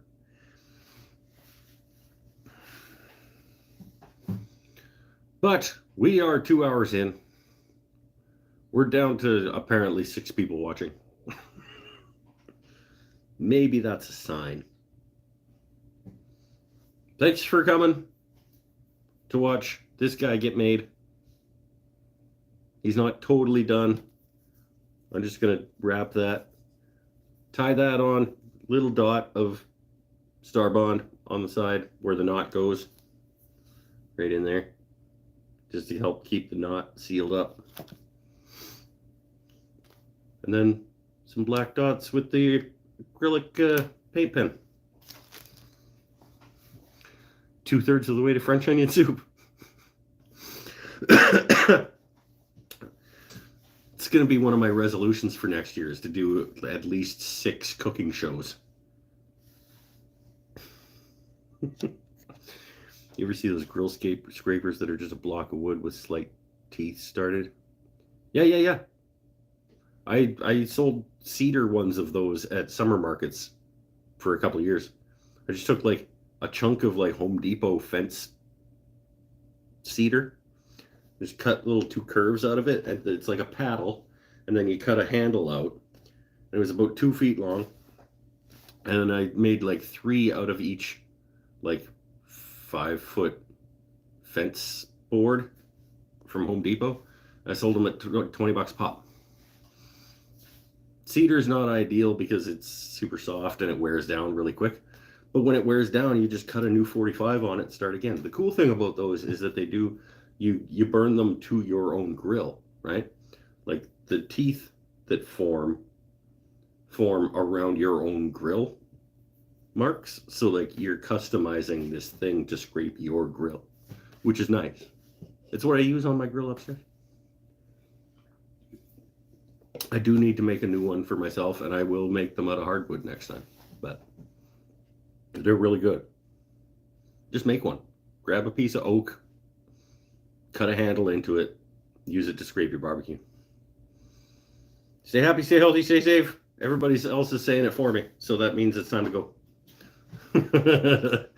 Bye for now, everybody. Pinnell made a bunch of maple grill scrapers. He's still on his first one 6 years later. See? Yeah. I might grab down a random piece of oak or something. Cherry. Whatever. Red oak's plan? Yeah. Good, cheap alternative. Later, everybody. We'll see you next week, and we'll go through how the market went and maybe turn nothing because I don't feel like it. Or maybe I'll show off the shop stool. Let's not. Who are we kidding? It's not going to be any further along next week as it was this week.